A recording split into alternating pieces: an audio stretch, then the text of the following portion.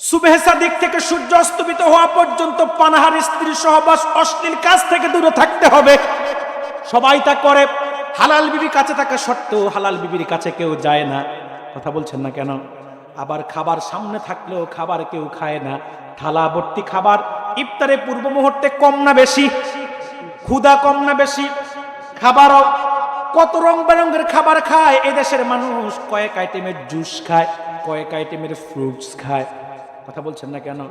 শুধু তাই না, পেঁয়াজু, বেগুনি, ছোলা, বুট, মুড়ি, কত রকমের আইটেম যে খায়।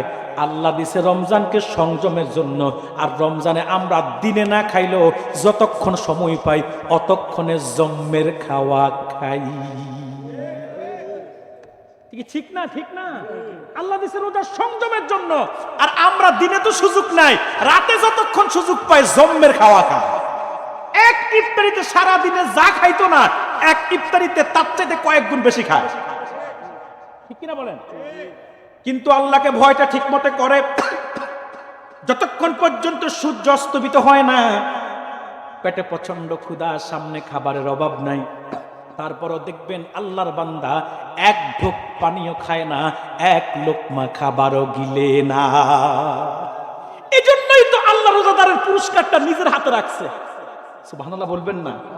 এজন্যই তো আল্লাহ বলেছে আসসামুলি ওয়া আনা আজিজি বিহি। বুখারীতে এসেছে অন্য রাওয়ায়াতে আসসামুলি ওয়া আনা উজুজা বিহি। আল্লাহু আকবার। কারণ কি জানেন? কারণ রোজাদারের গুণের সাথে আল্লাহর গুণ মিলে যায়। আমার আল্লাহ খায়, কথা বলেন, আমার আল্লাহ খায়, পানাহার আছে আল্লাহর। আল্লাহর যেমন খাওয়া নাই, পানাহার নাই, রোজাদারও যতক্ষণ পর্যন্ত সময় ততক্ষণ পর্যন্ত নির্ধারিত সময়ে খায়ও না, পানাহারও করে না। আর রোজা যে রাখে আসলে আল্লাহর জন্যই রাখে, দুনিয়ার কারোর জন্য রাখে না। তার কারণ হলো আপনি নামাজ ইচ্ছা করলে দুনিয়ার মানুষের খুশির জন্য পড়তে পারেন, কারণ মসজিদে যায় নামাজ পড়তেছেন, এই হুজুর কবো মাশাআল্লাহ উমুক তো নামাজি। কথা বলছেন না কেন? বেয়াইও বলবে মাশাআল্লাহ আমার বেয়াই তো নামাজি। এলাকার মানুষও বলবে মাশাআল্লাহ মুরব্বি তো এখন ভালো হয়ে গেছে, নামাজ পড়ছে। কথা বলছেন না কেন? নামাজ মানুষের খুশির জন্য পড়ার সিস্টেম আছে না নাই? কিন্তু রোজা যদি কেউ রাখে একান্ত আল্লাহর জন্যই রাখে। কারণ আপনি যদি গোপনে ঘরের ভিতরে খেয়ে ফেলেন, আমিও দেখার সুযোগ নাই, এ ভাইও দেখার সুযোগ নাই, এ ভাইও দেখার সুযোগ নাই। এই জন্য রোজাদার প্রকাশ্যে যেমন খায় না, গোপনও তেমন খায় না। তার মানে সে রোজা রাখে তো রাখে আল্লাহর জন্যই রাখে।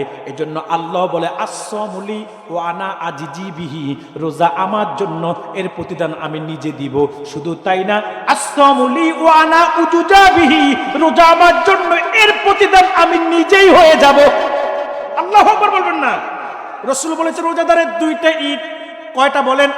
একটা হলো ইফতারের সময়, আর একটা হলো ইনদা লিকা রাব্বিহি, আর একটা হলো আল্লাহর সাথে যখন জান্নাতে সাক্ষাৎ হবে, সেটা হলো রোজাদারের দ্বিতীয় ঈদ। সুবহানাল্লাহ বলবেন না? এই জন্য বলছি ভাইরা, রোজাদারও রোজা আল্লাহর জন্য রাখে। প্রচন্ড ক্ষুধা থাকা সত্ত্বেও, সামনে খাবার থাকা সত্ত্বেও রোজাদার এক ঢোক পানিও গিলে না, এক লোকমা খাবারও পায় না, খাবারও খায় না। কারণ এটা রসুলের তরিকা না। রসুলের তরিকা যেটা, এটা মানে খাওয়া রসুলের তরিকা না, এই জন্য খায়ও না। তা আমরা রোজা তো সুন্নাত মানতেছি, নামাজও মানতেছি, রোজা তো কি? কথা বলেন না একটু? মানতেছি না? হজে আরো বেশি মানে, হজে আরো বেশি মানে। এই জন্য দেখবেন হজ করতে যখন যায়, দেখবেন মুআল্লিমের মাথা চিবে খায় হাজী সাহেবরা। পাথর কয়টা মারবে, বিশেষ করে শয়তানকে পাথর মারতে গেলে কয়টা মারবে, কয় আঙ্গুলে ধরবে, সাইজ কত হবে, কত জোরে মারবে, এত জোরে মারে দেখবেন বুড়া মানুষ, শরীরে শক্তি নাই, তারপরে এমন জোরে লাভ দেয় মনে হয় যেন 23 বছরের যুবক। কথা বলে না? কিন্তু দেখবেন যে লোকটা মিনাতে হজে গিয়ে মিনাতে শয়তানকে পাথর মারার ক্ষেত্রে এত জজবা, এত এশক, সেই লোকটাই বাংলাদেশে হজ শেষ করে আসার পরে মিনার শয়তানের চাইতে বড় বড় শয়তানের পা চাটে দালালি করে। তা আমরা হজে গেলে সুন্নাত মানি, নামাজে মানি, রোজায় মানি, যাকাতে মানেন? কথা বলেন। যাকাতে কিছু মানে বেশি ছাড়ে। সুন্নাত তরিকায় যাকাত নাই বিদায় তো এখন গরিব গরিব রয়ে গেছে, ধনী ধনী রয়ে গেছে। কথা বলে না? আমি গ্যারান্টি দিয়ে বলতে পারবো, জাহিদপুর বাসী যদি সুন্নাত তরিকা আপনারা যাকাত আদান প্রদান করেন, 5 বছর সময় লাগবে না যে জাহিদপুরের সবাই ধনী হয়ে যাবেন। বলবেন হুজুর ফর্মুলা কি? কারণ আপনাদের দেশে তো এখন যাকাত ধনীরা বেশি খায়, গরিবরা খায় না। গরিবরা জাকাত কম খায়, ধনীরা বেশি জাকাত খায়। বলবেন হুজুর এটা আবার কেমন কথা কইলেন? ধনীরা তো জাকাত দেয় বেশি, খায় কেমনে? মিয়া কত আর বেশি দেয়? আপনাদের জাহিদপুরে এমনও ধনী আছে যার 10 লাখ টাকাও জাকাত আসে। ঠিকটা তো ঠিক মতো বলেন না আপনারা। আছে না? আছে না? আপনাদের জাহিদপুরে এমনও ধনী আছে যার প্রতি বছর জাকাত আসে 10 লাখ টাকা, 5 লাখ টাকা, আরো বেশিও আসতে পারে। আচ্ছা বলেন তো ভাই, যার 10 লাখ টাকা জাকাত আসলো, সে যদি 1 লাখ টাকা শাড়ি দেয়, লুঙ্গি দেয়, আর শাড়ি তো জেরা ধরে শাড়ি না, মশারি। কথা বলছেন না কেন? আর লুঙ্গি জোড়া দেয় এত সস্তা, এত সস্তা, দিনের বেলা যদি ফইরা বাইর হওয়া যায়, সূর্যের আলো পড়লে পারো পার সোনার বাংলা সব দেখা যায়। এটার নাম দিছে আমাদের দোকানদাররা জাকাতের লুঙ্গি। নাম দিছে কি? আর শাড়ির নাম দিছে জাকাতের শাড়ি। এই শাড়ি একদিন পরলে 2 দিনের পরা দেয়। আচ্ছা যাই হোক, দিল শাড়ি, দিল লুঙ্গি, দিল যাই দিল, দিল 1 লাখ টাকা শাড়ি, দিল লুঙ্গি, দিল বাকি 9 লাখ কে খাইছে? সে নিজে খাইছে। এবার আপনারা বলেন জাকাত কি বেশি গরিব খায় না ধনী খায়? আর জাকাত যে তরিকায় দিচ্ছে এটা আদর্শ সুন্নাত তরিকা না। এই যে শাড়ি দেয়, লুঙ্গি দেয়, খোদার কসম ওলামায়ে কেরাম আমরা আমার সাথে একমত হবেন, এটা একটা সুন্নাত তরিকা না। সুন্নাত তরিকা হচ্ছে একটা অসচ্ছল পরিবারকে সচ্ছলতার ব্যবস্থা করা জাকাতের মাধ্যমে। কথা বলছেন না কেন? একটা যুবককে বিদেশ পাঠাইয়া দেওয়া, কিংবা একটা যুবককে ব্যবসা ধরাইয়া দেওয়া, কিংবা একটা যুবককে সিএনজি কিনে দেওয়া, এই নিয়মে জাকাত কয়জনে দেন? কথা বলছেন না কেন? আচ্ছা এবার বলি আমি, ভাই 5 বছরে সবাই ধনী হয়ে যাবে, আমার কথার যুক্তিকতা কি? আমি প্রমাণ দিচ্ছি। আপনাদের জাহিদপুরে 200 পরিবার আছে না নাই? 200 পরিবার সবাই কি ধনী? সবাই কি গরিব? আচ্ছা আমি যদি এভাবে ভাগ করি, 100 পরিবার ধনী, 100 পরিবার গরিব, কি ঠিক হবে তো? আচ্ছা বলেন তো ভাইয়েরা, 100 পরিবার যারা আছে সবার জাকাত তো সমান আসে না। কারো 1 লাখ, কারো 2 লাখ, কারো 3 লাখ, কারো 5 লাখ, কারো 10 লাখ। আমি বেশিগুলা বাদ দিলাম। 1 লাখ টাকা করেও যদি আমি ধরি, নির্ধারণ করি 100টা পরিবারের 100 লাখ, 1 কোটি টাকা প্রতি বছর জাকাত আসে কি আসে না? কত কত কত? 1 লাখ করে ধরলো, 1 কোটি টাকা, 100 পরিবারের জাকাত আসে প্রতি বছর। আচ্ছা এবার বলেন তো, 1 কোটি টাকা যদি এক জায়গায় আনতে পারতেন জাকাতের টাকা, গরিব 100 পরিবার থেকে 20টা যুবককে বিদেশ পাঠানো সম্ভব ছিল কি ছিল না? কিংবা 20টা সিএনজি কিনে দেওয়া সম্ভব ছিল কি ছিল না? কিংবা 20টা যুবককে আপনাদের দোয়ারা বাজারে, যে কি একটা বাজার রেখে আসছি, এই বাজারে আপনাদের ব্যবসা ধরাইয়া দেওয়া সম্ভব ছিল কি ছিল না? কিন্তু এটা কি আপনারা কোনোদিন করছেন? ভবিষ্যতেও করার সম্ভাবনা কি আপনাদের মধ্যে আছে? আপনারা জাকাত দেন 200 টাকা, 300 টাকা, 500 টাকা, তার মানে তোর দাদা জাকাত খাইছে, তোর বাবাও জাকাত খাইছে, তুইও জাকাত খাইয়া জায়গায় বসে থাক, নড়াচড়ার দরকার নাই। আমরা দেওয়ার গোষ্ঠী দিতে থাকি, তোমরা খাওয়ার গোষ্ঠী খেতে থাকো। এখন কথা হলো ভাই, এই সুন্নাত তরিকায় জাকাত প্রতিষ্ঠা করবে কে? বিড়ালের গলায় ঘন্টাটা বাঁধবে কে? প্রশ্ন আসে না? সমাধান কি নাই? আল্লাহ কোরআনে দিয়েছে সমাধান। সূরা হজ্জের মধ্যে আল্লাহ তাআলা বলেন, আল্লাযীনা ইম্মাক্কান্নাহুম ফিল আরদি ইয়াকামুস সালাতা ওয়া আতাউজ যাকাত ওয়া আমারু বিল মা'রুফি ওয়া নাহাউ আনিল মুনকার। আল্লাহ তাআলা বলেন, যদি আমি আমার কোন ঈমানদারকে সমাজের প্রোপাইটর বানাই, স্বত্বাধিকারী বানাই, দায়িত্বশীল বানাই, তার কাজ হলো 4টি একাকামুস সালাত, সে নামাজ কায়েম করবে। 2 আতাউজ যাকাত, সে যাকাত প্রদান করবে। 3 আমারু বিল মা'রুফ, মানুষদেরকে সৎ কাজের আদেশ দিবে। 4 অনাহাউ আনিল মুনকার, অসৎ কাজে বাধা দিবে। কথা বলছেন না কেন? দায়িত্ব তো আল্লাহ মুমিনদেরকে দিয়েই রেখেছে, কিন্তু আমরাই না দায়িত্ব পালন করি না, আমরা গাফলতি করছি। আউযু বিল্লাহি মিনাশ শাইতানির রাজীম। বিসমিল্লাহির রহমানির রহিম। কুল ইন কুনতুম তুহিব্বুনাল্লাহা ফাত্তাবিউনি ইউহিব্বুকুমুল্লাহ ওয়া ইয়াগফির লাকুম যুনুবাকুম ওয়াল্লাহু গফুরুর রহিম। সাদাকাল্লাহুল আযীম ওয়া সাদাকা রাসূলুহুন নাবিয়্যুল হাবিবুল কারীম ওয়া নাহনু আলা যালিকা মিনাশ শাহিদিন ওয়াশ শাকিরিন ওয়াল হামদু লিল্লাহি রাব্বিল আলামিন। ইন্নাল্লাহা ওয়া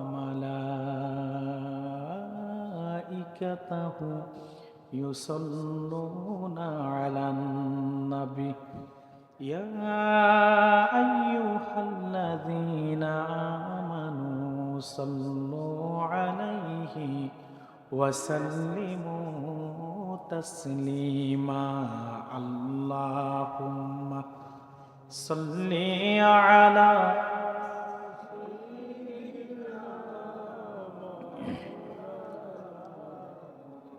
ওয়া আলা আলি সাইয়্যিদিনা। মুহাব্বতে জবান খুলে পড়ুন আল্লাহুম্মা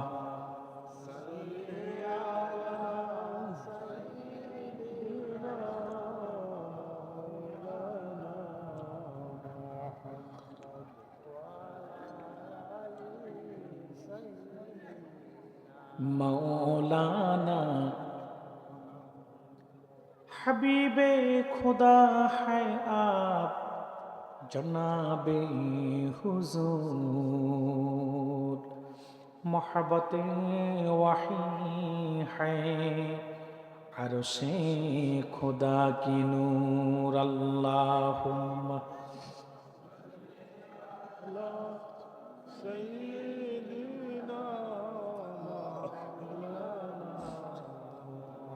وعلى آل سيدنا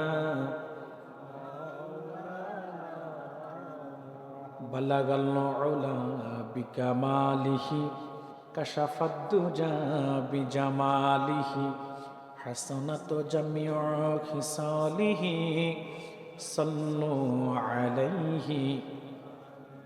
रसूल আমার ভালোবাসা, রসুল আমার আলো আশা, রসুল আমার প্রেম বিরহের মূল আলোচনা, রসুল আমার কাজে কর্মের অনুপ্রেরণা।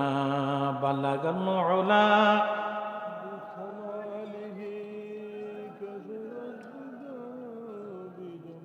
হাসনাত জামিউ খিসালিহি সাল্লু আলাইহি। কত ব্যথা কত জ্বালা সয়েছ যে তুমি, তোমারি খুনে লাল তাই ফেরে ভূমি। ফেরেশতা আসিয়া চাহে শাস্তির হুকুম, লোহ মাখা মুহাম্মদ। স্কুল কলেজ ইউনিভার্সিটির ছাত্র বন্ধুগণ, রাজনীতিবিদ, শিক্ষাবিদ, ব্যবসায়ী, চাকুরিজীবী, বিভিন্ন শ্রেণী পেশায় কর্মরত কর্মজীবী ভাইয়েরা, ছোট্ট ছোট্ট সোনামণিরা, পর্দার অন্তরালে অবস্থিত অবলা সরলা সতীসাধ্যী দিনদার ইমানদার নেককার সলেহা পর্দানিসীন মা ও বোনেরা, সকলের প্রতি শ্রেণী মোতাবেক শ্রদ্ধা, ভালোবাসা এবং স্নেহ জ্ঞাপন করছি। শুরুতে প্রশংসা আদায় করছি মহান মুনিবের দরবারে, যে মহান মুনিব প্রচণ্ড শীতের রাতে কুয়াশাচ্ছন্ন পরিবেশে একমাত্র আল্লাহ এবং তার হাবিবের মহাব্বতে আল্লাহ তার কিছু প্রেমিককে আজকের বেহেশতের বাগানে দয়া করে আসবার ও বসবার তৌফিক ভিক্ষা দান করেছেন। সেজন্য আসুন আমরা সকলে একবার হৃদয়ের সবটুকুন আবেগ অনুভূতিকে উচ্ছ্বাস করে, দিল মন উজাড় করে, অবনত চিত্তে সমবেত কণ্ঠে রাতের নিস্তব্ধতাকে ভঙ্গ করে সিংহের ন্যায় গর্জন দিয়ে কালিমাতুশ শুকুর আদায় করি, জবান খুলে বলি আলহামদুলিল্লাহ। বেশুমার, তার চাইতে অনেক অনেক অনেক বেশি দরুদ এবং সালাম প্রেরণ করছি আল্লাহর আখিরি নবী, নবীকুলের সম্রাট, মানবতার মহান শিক্ষক মুহাম্মদ আল আরবি নূর নবী হযরত মুহাম্মদ সাল্লাল্লাহু আলাইহি ওয়াসাল্লামের উপর আল্লাহ তাআলা যিনাকে আজ থেকে 1000 বছর আগে পবিত্র রবিউল আউয়াল মাসে পবিত্র মক্কা নগরীতে পিতা আব্দুল্লাহ এবং মা আমেনার কুল ঘেঁষে গোটা জগৎবাসীর জন্য রহমত হিসেবে প্রেরণ করেছেন। বিনা দরখাস্তে আমাদেরকে রাহমাতুল লিল আলামিনের উম্মত হিসাবে কবুল ও মঞ্জুর করেছেন। শুকরিয়াতান আমরা আরেকটি বার বলছি আলহামদুলিল্লাহ। চাতকবাসী আপনারা কেমন আছেন? আজকের মাহফিলে আসতে পেরে বসতে পেরে খুশি না বেজার? কম না বেশি? শুধু বেশি না অনেক বেশি? আপনারা খুশি, আল্লাহ তাআলাও খুশি আছেন। সুবহানাল্লাহ। আল্লাহ রাসূল খুশি, কায়নাত খুশি, মাখলুকাত খুশি, সব খুশি। শুধু বেজার হচ্ছে অভিশপ্ত শয়তান। ঠিক কিনা বলেন? তবে শয়তান আপনাদের প্রতি বেজার হলো, তাদের প্রতি খুশি আছে যারা মাহফিল রেখে রাস্তাঘাটে, দোকানপাটে কিংবা মেলায় ঘুরতেছে। ঠিক কিনা বলেন? নতুবা রাত তো গভীর হয়ে গেছে, মাহফিলও মনে হয় শেষ পর্যায়ে, আমার পরে তো আর কেউ নাই, কিছুক্ষণ পরে মোনাজাত হয়ে যাবে। তাবারুকের ব্যবস্থা আছে নাকি? তাবারুকের ব্যবস্থাও আছে। এখনো যারা আসে না, এখনো যারা মাহফিল রেখে রাস্তায় ঘুরে, মেলায় ঘুরে, তো এরা কাকে খুশি করতে চায়, আল্লাহকে না শয়তানকে? আমরা তাদের হেদায়েতের জন্য দোয়া করি, আল্লাহ তাদেরকে মাঠে আসার সুযোগ করে দিক, বলি আমিন। সম্মানিত সুধী, সেই দুপুরের পর থেকে একের পর এক বরেণ্য উলামায়ে কেরামরা বক্তব্য রেখেছেন, আপনারাও শুনে সিক্ত হয়ে আছেন। ঠিক কিনা বলেন? আমি আরেকটু আগে আসতে পারতাম, কিন্তু আপনাদের রাস্তাতে এত ভিতরে সেটা আমার জানা ছিল না। আমি চাতক মানে বুঝছি গোবিন্দগঞ্জ পয়েন্টের আশপাশ, কিন্তু সেখান থেকেও যে আরো 1 ঘন্টা লাগে সেটা আমার জানা ছিল না। যাই হোক, আমরা আল্লাহর কোরআন থেকে একটি আয়াত আমি তেলাওয়াত করেছি, কর্তৃপক্ষ আমাকে একটি বিষয় দিয়েছে, সে বিষয়টির দিকে খেয়াল রেখে নির্ভরযোগ্য মুহাদ্দিস ও মুফাসসিরদের দৃষ্টিকোণ থেকে আমি আপনাদের সামনে কিছু কথা তুলে ধরবার চেষ্টা করব। যদি আমার মহান মালিক দয়া করে আমাকে বলবার, আপনাদেরকে শুনবার তৌফিক ভিক্ষা দান করেন, বলি আল্লাহুম্মা আমিন। কোনো প্রকার ভূমিকা ছাড়াই সরাসরি আমি মূল আলোচনায় প্রবেশ করছি। আজকে আমাকে আলোচ্য বিষয় দেওয়া হয়েছে শানে রিসালাত। আমি তেলাওয়াত করেছি কোরআনুল কারীমের সূরাতুল আলী ইমরান থেকে 31 নং আয়াত। বলুন কোন সূরা থেকে? একটু সবাই কথা বলতে হবে, কোন সূরা থেকে? সূরা আলী ইমরান থেকে। সূরাতুল আলী ইমরানের 31 নং আয়াতে আল্লাহ তার হাবিবকে নির্দেশনা দিয়েছেন। আল্লাহ বলে, হাবিব কুল, হাবিব আপনি বলুন, ইন কুনতুম তুহিব্বুনাল্লাহ, যদি তোমরা আল্লাহকে ভালোবেসে থাকো, ফাত্তাবিউনি, আমার অনুসরণ করো, আমার অনুকরণ করো। আমিটা কে? আল্লাহ রাসূল। কে? আল্লাহ রাসূল। তাতে লাভ কি? ইউহিব্বুকুমুল্লাহ, স্বয়ং আল্লাহ তোমাদেরকে ভালোবাসবেন। সুবহানাল্লাহ বলবেন না? এটা হচ্ছে প্রতিদান। ওয়াগফির লাকুম যুনুবাকুম, আল্লাহ তোমাদের গুনাহগুলোকে ক্ষমা করে দিবেন। ওয়াল্লাহু গাফুরুর রহিম, আল্লাহ তাআলা ক্ষমাশীল, আল্লাহ তাআলা দয়াবান। বলেন সুবহানাল্লাহ। এই হচ্ছে তেলাওয়াতকৃত আয়াতের সরল তর্জমা। এবার শুনবো ব্যাখ্যা। আল্লাহ বলে, হাবিব আপনি জগৎবাসীকে বলুন, ইন কুনতুম তুহিব্বুনাল্লাহ, যদি তোমরা আল্লাহকে ভালোবেসে থাকো। আমরা আল্লাহকে ভালোবাসি কি বাসি না? কম না বেশি? শুধু বেশি না জীবনের চাইতে বেশি? ব্যবসার চাইতে, চাকরির চাইতে, সন্তানের চাইতে, সবকিছুর চাইতে বেশি। কারণ মনে রাখবেন, ব্যবসা, চাকরি, জান, মাল, সবকিছুর চাইতে আল্লাহ এবং রাসূলকে যদি বেশি ভালো না বাসেন, তা আপনি পরিপূর্ণ মুমিন হতে পারবেন না। যে ব্যক্তি জীবনের চাইতে রাসূলকে বেশি ভালোবাসবে না, সে পরিপূর্ণ মুমিন হওয়ার কোনো সুযোগ নাই। এটা কি আমার কথা না আল্লাহ রাসূলের কথা? সহিহ বুখারীর বর্ণনা, আনাস বিন মালিক বলেন, আল্লাহর হাবিব ইরশাদ করেছেন, লা ইউমিনু আহাদুকুম হাত্তা আকুনা হাব্বা ইলাইহি মিন ওয়ালিদিহি ওয়া ওয়ালাদিহি ওয়ান নাসি আজমাইন, তোমাদের মধ্যে কেউ ততক্ষণ পর্যন্ত পরিপূর্ণ মুমিন হতে পারবে না যতক্ষণ পর্যন্ত তার ব্যবসা বাণিজ্য, চাকরি বাকরি, পিতা মাতা, সন্তান স্বয়ং তার জীবনের চাইতেও বেশি আল্লাহ এবং রাসূলকে বেশি ভালো না বাসবে। এই হাদিস এটাই সাক্ষ্য দেয়, এটাই প্রমাণ করে। এই হাদিসের মানদণ্ডে এটাই দাঁড়ায়, যদি আমি বক্তা জীবনের চাইতে বেশি আল্লাহ এবং রাসূলকে ভালোবাসতে না পারি, তো আমি পরিপূর্ণ মুমিন এখনো হতে পারি নাই। আপনি শ্রোতাও যদি আল্লাহ এবং রাসূলকে জীবনের চাইতে বেশি ভালোবাসতে না পারেন, আপনি শ্রোতাও এখনো পরিপূর্ণ মুমিন হতে পারেন নাই।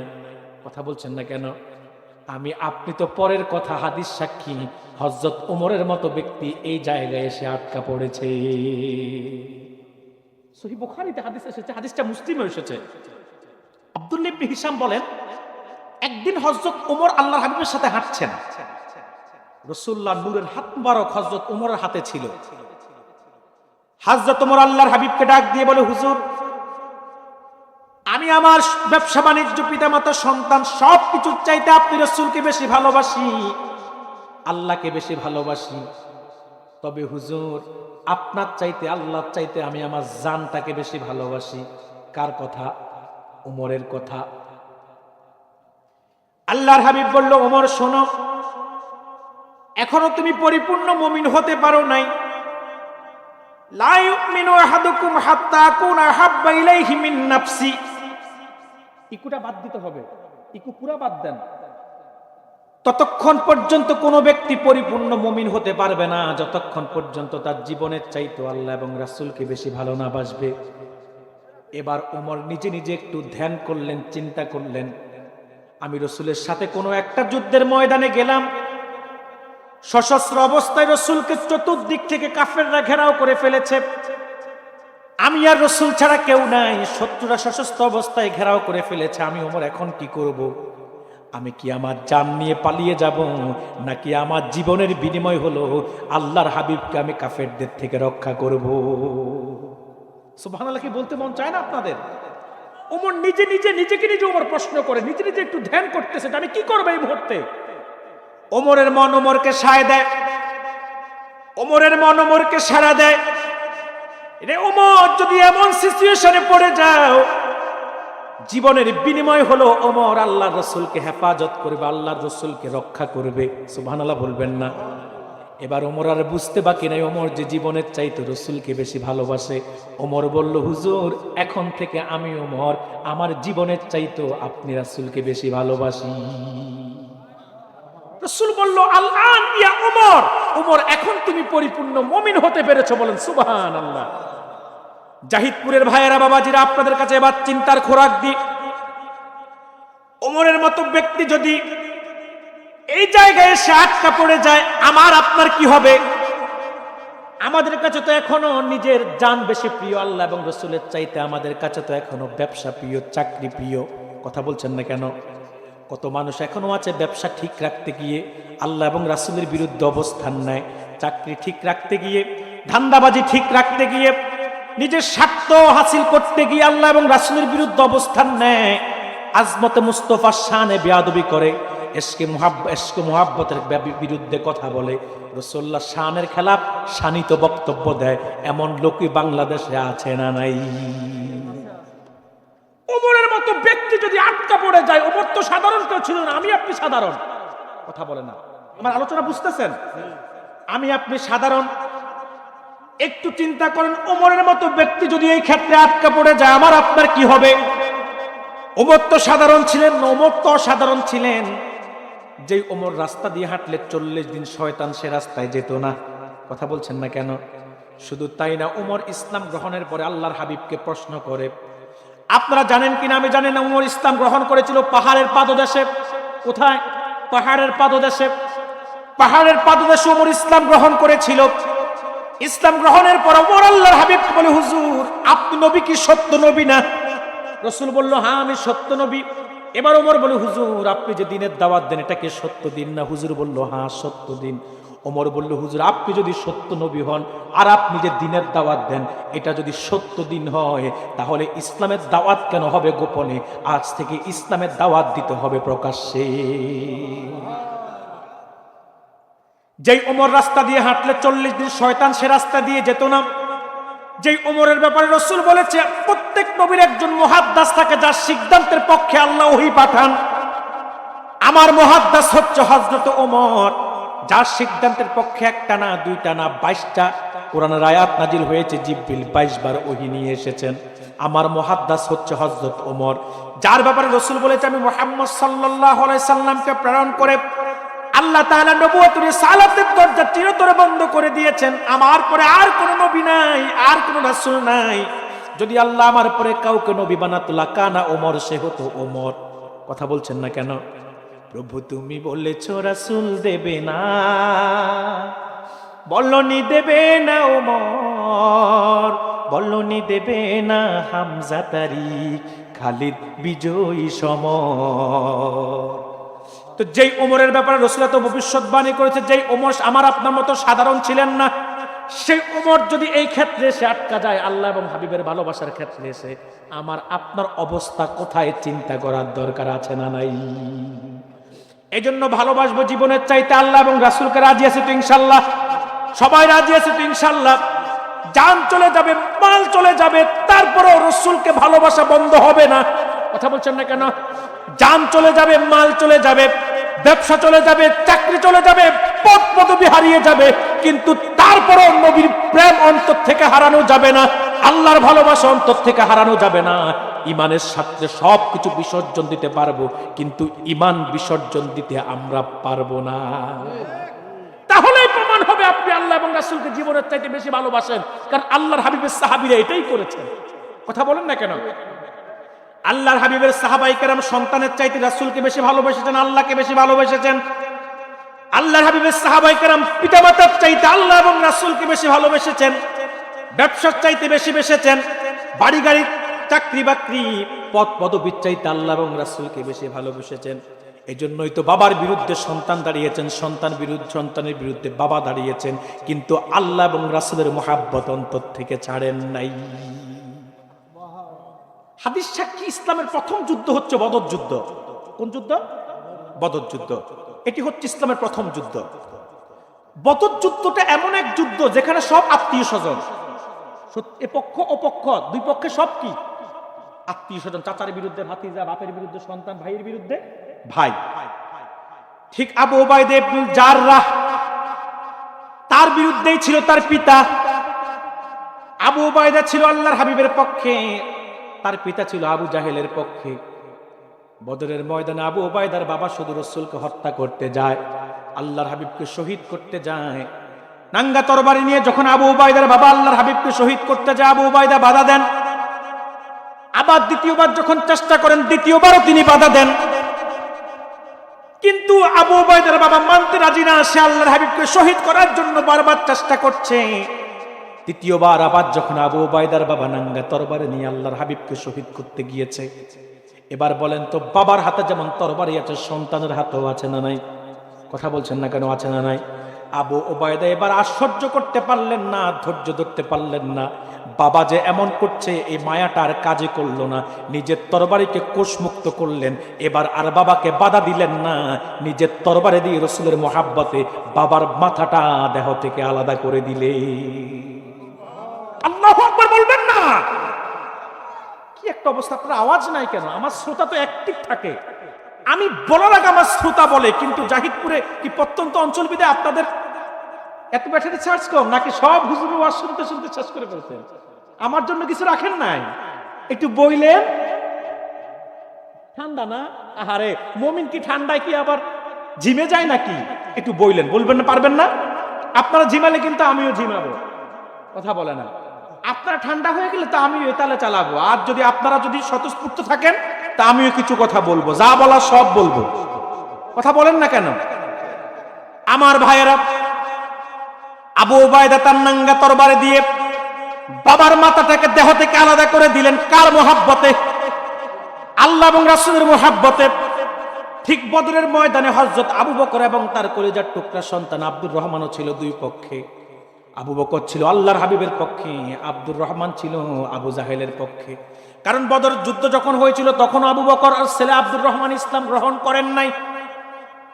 এবার বদর যুদ্ধ যখন শেষ হয়ে গেল, আব্দুর রহমান আবু বকরকে ডাক দিয়ে বলে, বাবা, বদরের ময়দানে বহুবার আমি আপনাকে রাসূলুল্লাহর শিবিরে পেয়েছিলাম, কিন্তু আপনি আমার বাবা হওয়ার কারণে আমার তরবারি আপনাকে আঘাত করতে সাহস পায় নাই। আল্লাহু আকবার বলবেন না? আবু বকর বলে, আব্দুর রহমান শোনো, আমি তোমার বাবা হওয়ার কারণে তোমার তরবারি বদরের ময়দানে নিকটে পেও আমাকে আঘাত করতে সাহস পায় নাই, কারণ তুমি আমার সন্তান, আমি তোমার পিতা, মহাব্বতটা তোমার মধ্যে কাজ করেছে। কিন্তু আব্দুর রহমান, মনে রেখো, বদরের ময়দানে যদি একবার আমি তোমাকে আল্লাহর হাবিবের শত্রু আবু জাহেলের শিবিরে পেতাম রে, আমার তরবারি রাসূলের মহাব্বতে তুমি সন্তান সেটা দেখতো না, রাসূলের মহাব্বতে আমার তরবারি তোমার গর্দানটা দেহ থেকে আলাদা করে দিত। আমার জাহিদপুরের ভাইয়েরা, বাবাজিরা, বাবার চাইতে সাহাবায়ে কেরাম আল্লাহ এবং রাসূলকে বেশি ভালোবেসেছে, সন্তানের চাইতে আল্লাহ এবং রাসূলকে বেশি ভালোবেসেছে, সম্পদের চাইতে তো আল্লাহ এবং রাসূলকে বেশি ভালোবেসেছে। সেজন্যই তো আব্দুল্লাহ জুল বাজদাইন সব সম্পদ ত্যাগ করে একটি কম্বলকে সম্বল বানাইয়া আল্লাহর হাবিবের কদমে গরিবী হালতে জীবনটা কাটাইয়া দিছে। আরবের সেরা ধনী ছিল আব্দুল্লাহ। ইসলাম গ্রহণের পূর্বে আরবের সেরা ধনী ছিল আব্দুল্লাহ। ইসলাম গ্রহণের সিদ্ধান্ত যখন তিনি নিল, চাচা তার থেকে সব সম্পদ কেড়ে নিল। তিনি চাচাকে সব হাসি মুখে দিয়ে দিলেন। এবার চাচা বলে, আব্দুল্লাহ তোমার দেহের মধ্যে যে পোশাকটা আছে সেটাও তো আমার দেওয়া। এবার পোশাকটাও চাচাকে খুলে দিলেন, উলঙ্গ হয়ে গেল যুবক মানুষ।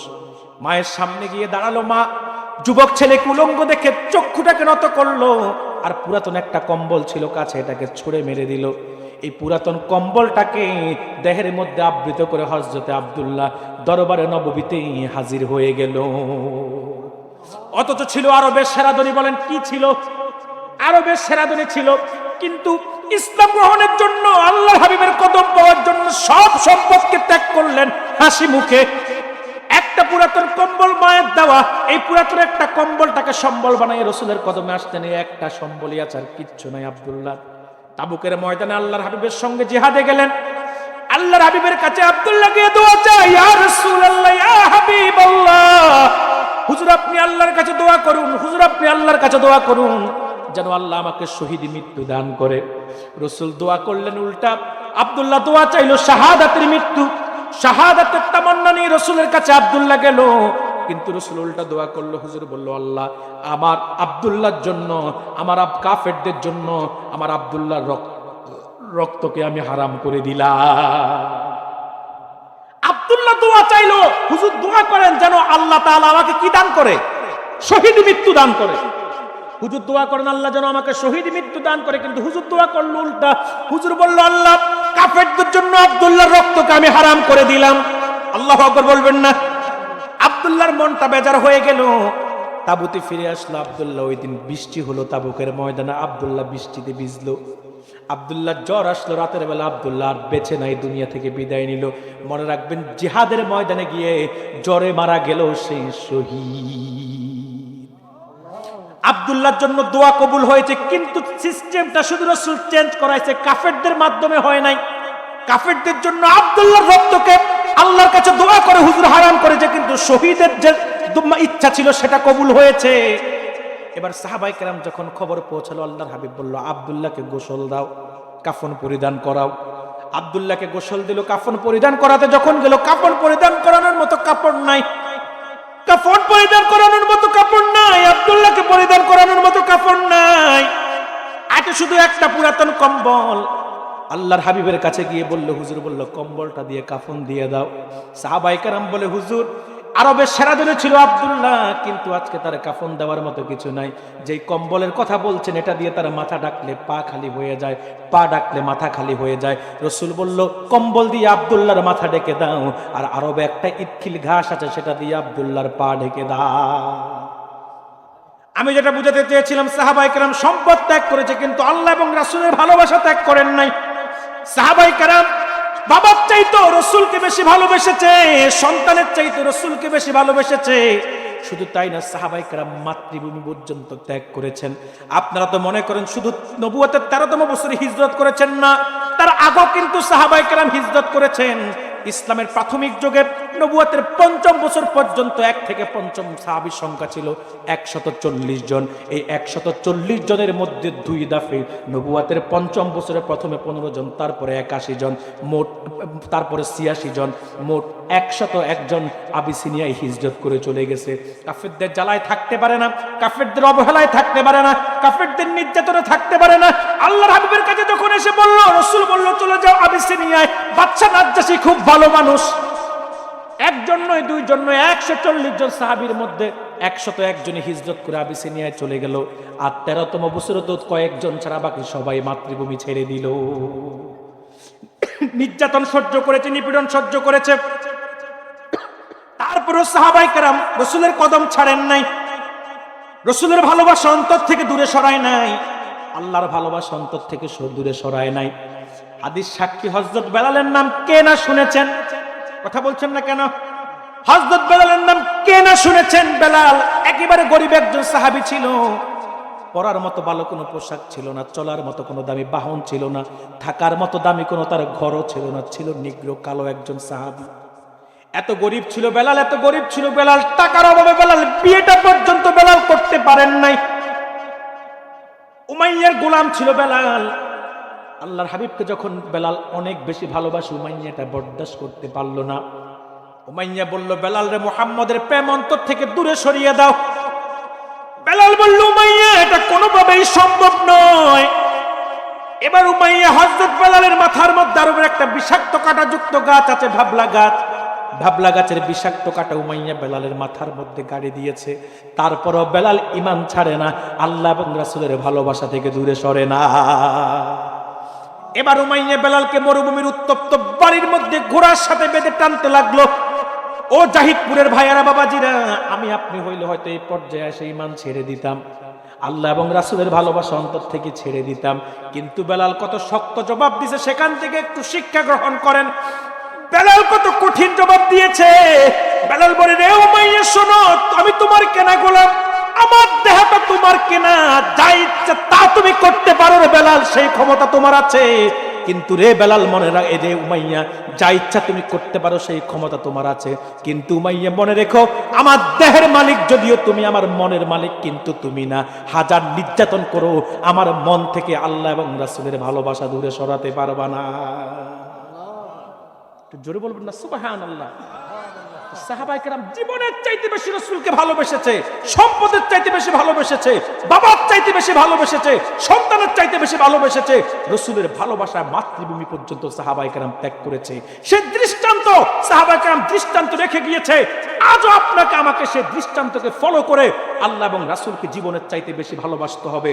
আর যদি তা না করেন, ব্যবসা বাণিজ্য, চাকরি, ধান্দাবাজি, দুনিয়ার স্বার্থ, পদ পদবীর পিছনে যদি ঘোরেন, তো দুনিয়া পাবেন ঠিক, পদ পাবেন, পদবী পাবেন, চাকরি পাবেন, ব্যবসা পাবেন, ধান্দাবাজি পাবেন, আল্লাহ এবং রাসূলের মহব্বত ভালোবাসা না থাকলে কামেল ঈমানদার হতে পারবেন না, খাঁটি মুমিন হতে পারবেন না। এজন্য ভালোবাসতে হবে জীবনের চাইতে বেশি।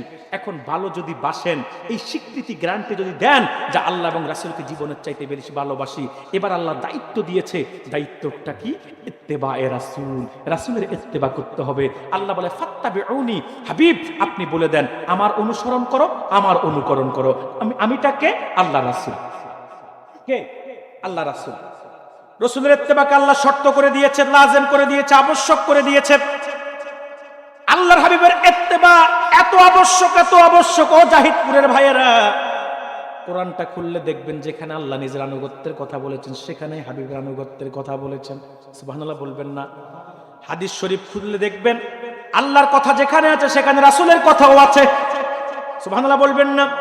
আল্লাহর শান যেখানে আছে, সেখানে রাসূলের শানও আছে। সুবহানাল্লাহ বলবেন না?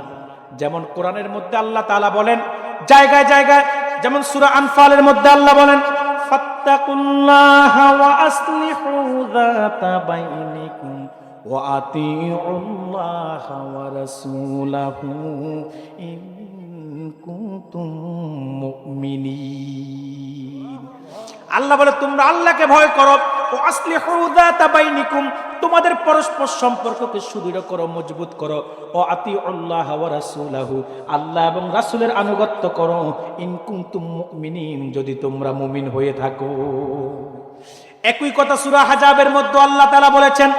আল্লাহ তাআলা বলেন, ইয়া আইয়ুহাল্লাযীনা আমানুত্তাকুল্লাহা ওয়া কুলু কওলান সাদীদা ইউসলিহ লাকুম আ'মালাকুম ওয়া ইয়াগফির লাকুম যুনুবাকুম ওয়া মান ইউতি'ইল্লাহা ওয়া রাসূলাহু ফাকাদ ফাযা ফাওজান আযীমা।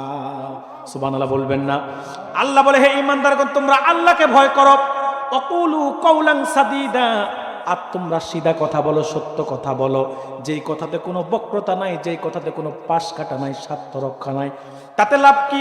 ইউসলিহ লাকুম আ'মালাকুম, আল্লাহ তোমাদের আমলগুলোকে সংশোধন করে দিবেন। ওয়া ইয়াগফির লাকুম যুনুবাকুম, আল্লাহ তোমাদের গুনাহগুলোকে ক্ষমা করে দিবেন।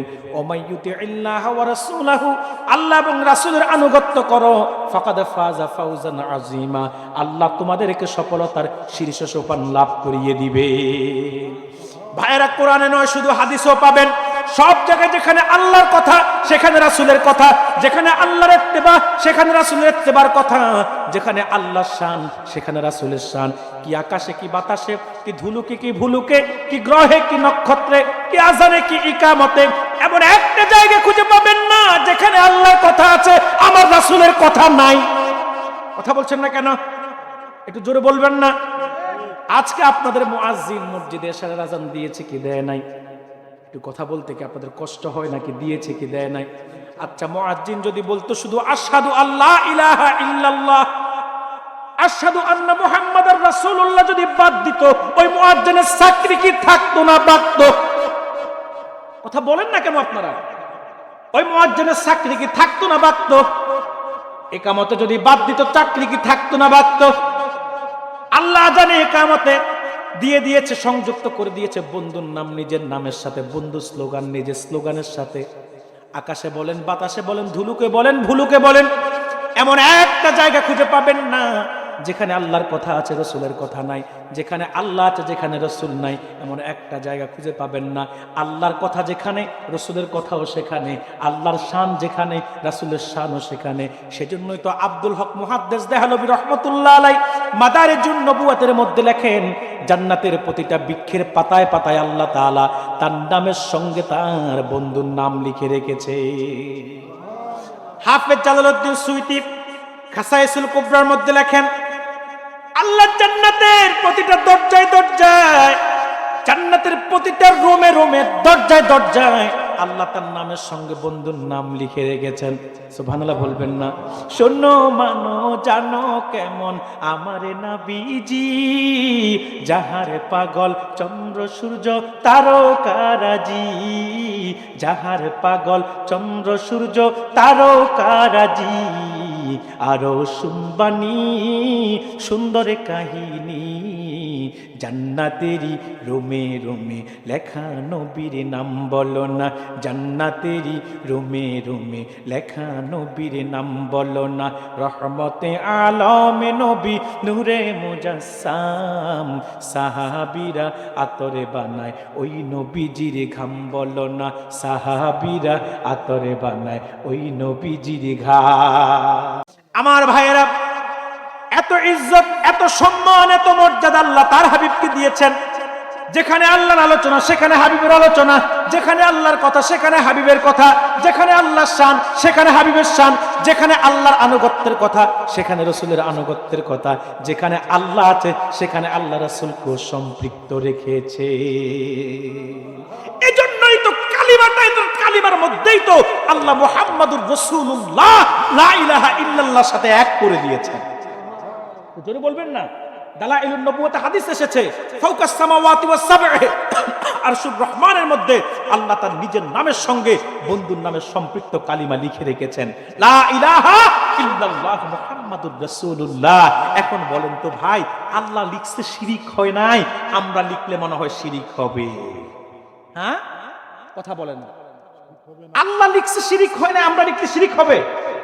বাংলাদেশে কিছু পথভ্রষ্ট ভ্রান্ত আকীদার লোক আছে, এরা মাঠে ময়দানে ফিতনা চড়ায়, বলে আল্লাহর নামের সাথে রাসূলের নাম লেখা যাবে না, কালিমাকে তারা দুই ভাগ করতে চায়, বলে লা ইলাহা লিখতে হবে উপরে, ইল্লাল্লাহ লিখতে হবে নিচে। নাউজুবিল্লাহ বলবেন না? এরপর আমরা যে মসজিদে এক পাশে আল্লাহ আরেক পাশে মুহাম্মদ লিখি, এটা নিয়েও তারা বিভ্রান্তি চড়ায়। একদিন আগে দেখলাম এক ভণ্ড লামাযহাবীদের এজেন্ট, কি সাইফি জানি, মুআজ্জম সাইফি, এই ভণ্ডটা উত্তরবঙ্গে এক মসজিদে গিয়ে, সেখানে মসজিদের মধ্যে আল্লাহও নাই মুহাম্মদও নাই, শুধু মেহরাবের উপরে লেখা আছে লা ইলাহা ইল্লাল্লাহ। এটাকে দেখাইয়া ভিডিও বার্তা দিচ্ছে জাতির উদ্দেশ্যে যে দেখো জাতি, এটাই সহি, এটাই সহি, এটাই সহি। আমরা বলি না এটা সহি না, এটাই গলত। কথা বলছেন না কেন আপনারা? যেখানে আল্লাহ তার হাবিবের নামকে নিজের সাথে সম্পৃক্ত করেছে ভণ্ড লামাযহাবী প্রতারক ধোঁকাবাজ, সেখানে তোমাকে কেটে দেওয়ার অধিকার কে দিয়েছে? কিনা বলেন? সম্মানিত সুধী, যে কথা বলছিলাম, যেখানে আল্লাহর কথা সেখানে রাসূলের কথা, যেখানে আল্লাহর আলোচনা সেখানে রাসূলের আলোচনা, যেখানে আল্লাহর শান সেখানে রাসূলের শান, যেখানে আল্লাহর ইত্তেবার কথা সেখানে আল্লাহ রাসূলের ইত্তেবাকে সম্পৃক্ত করে দিয়েছে। এখন প্রশ্ন করতে পারেন, হুজুর আল্লাহর আনুগত্য কি, রাসূলের আনুগত্য কি? সুবহানাল্লাহ, আল্লাহ তাআলা নিজেই ব্যাখ্যা করে দিয়েছেন কোরআনে অন্যত্রে। আল্লাহ তাআলা বলেন, মাইয়ুতির রাসূলা ফাকাদ আতা আল্লাহ। আল্লাহ তাআলা বলেন রাসূলের আনুগত্যটাই হলো আল্লাহর আনুগত্য।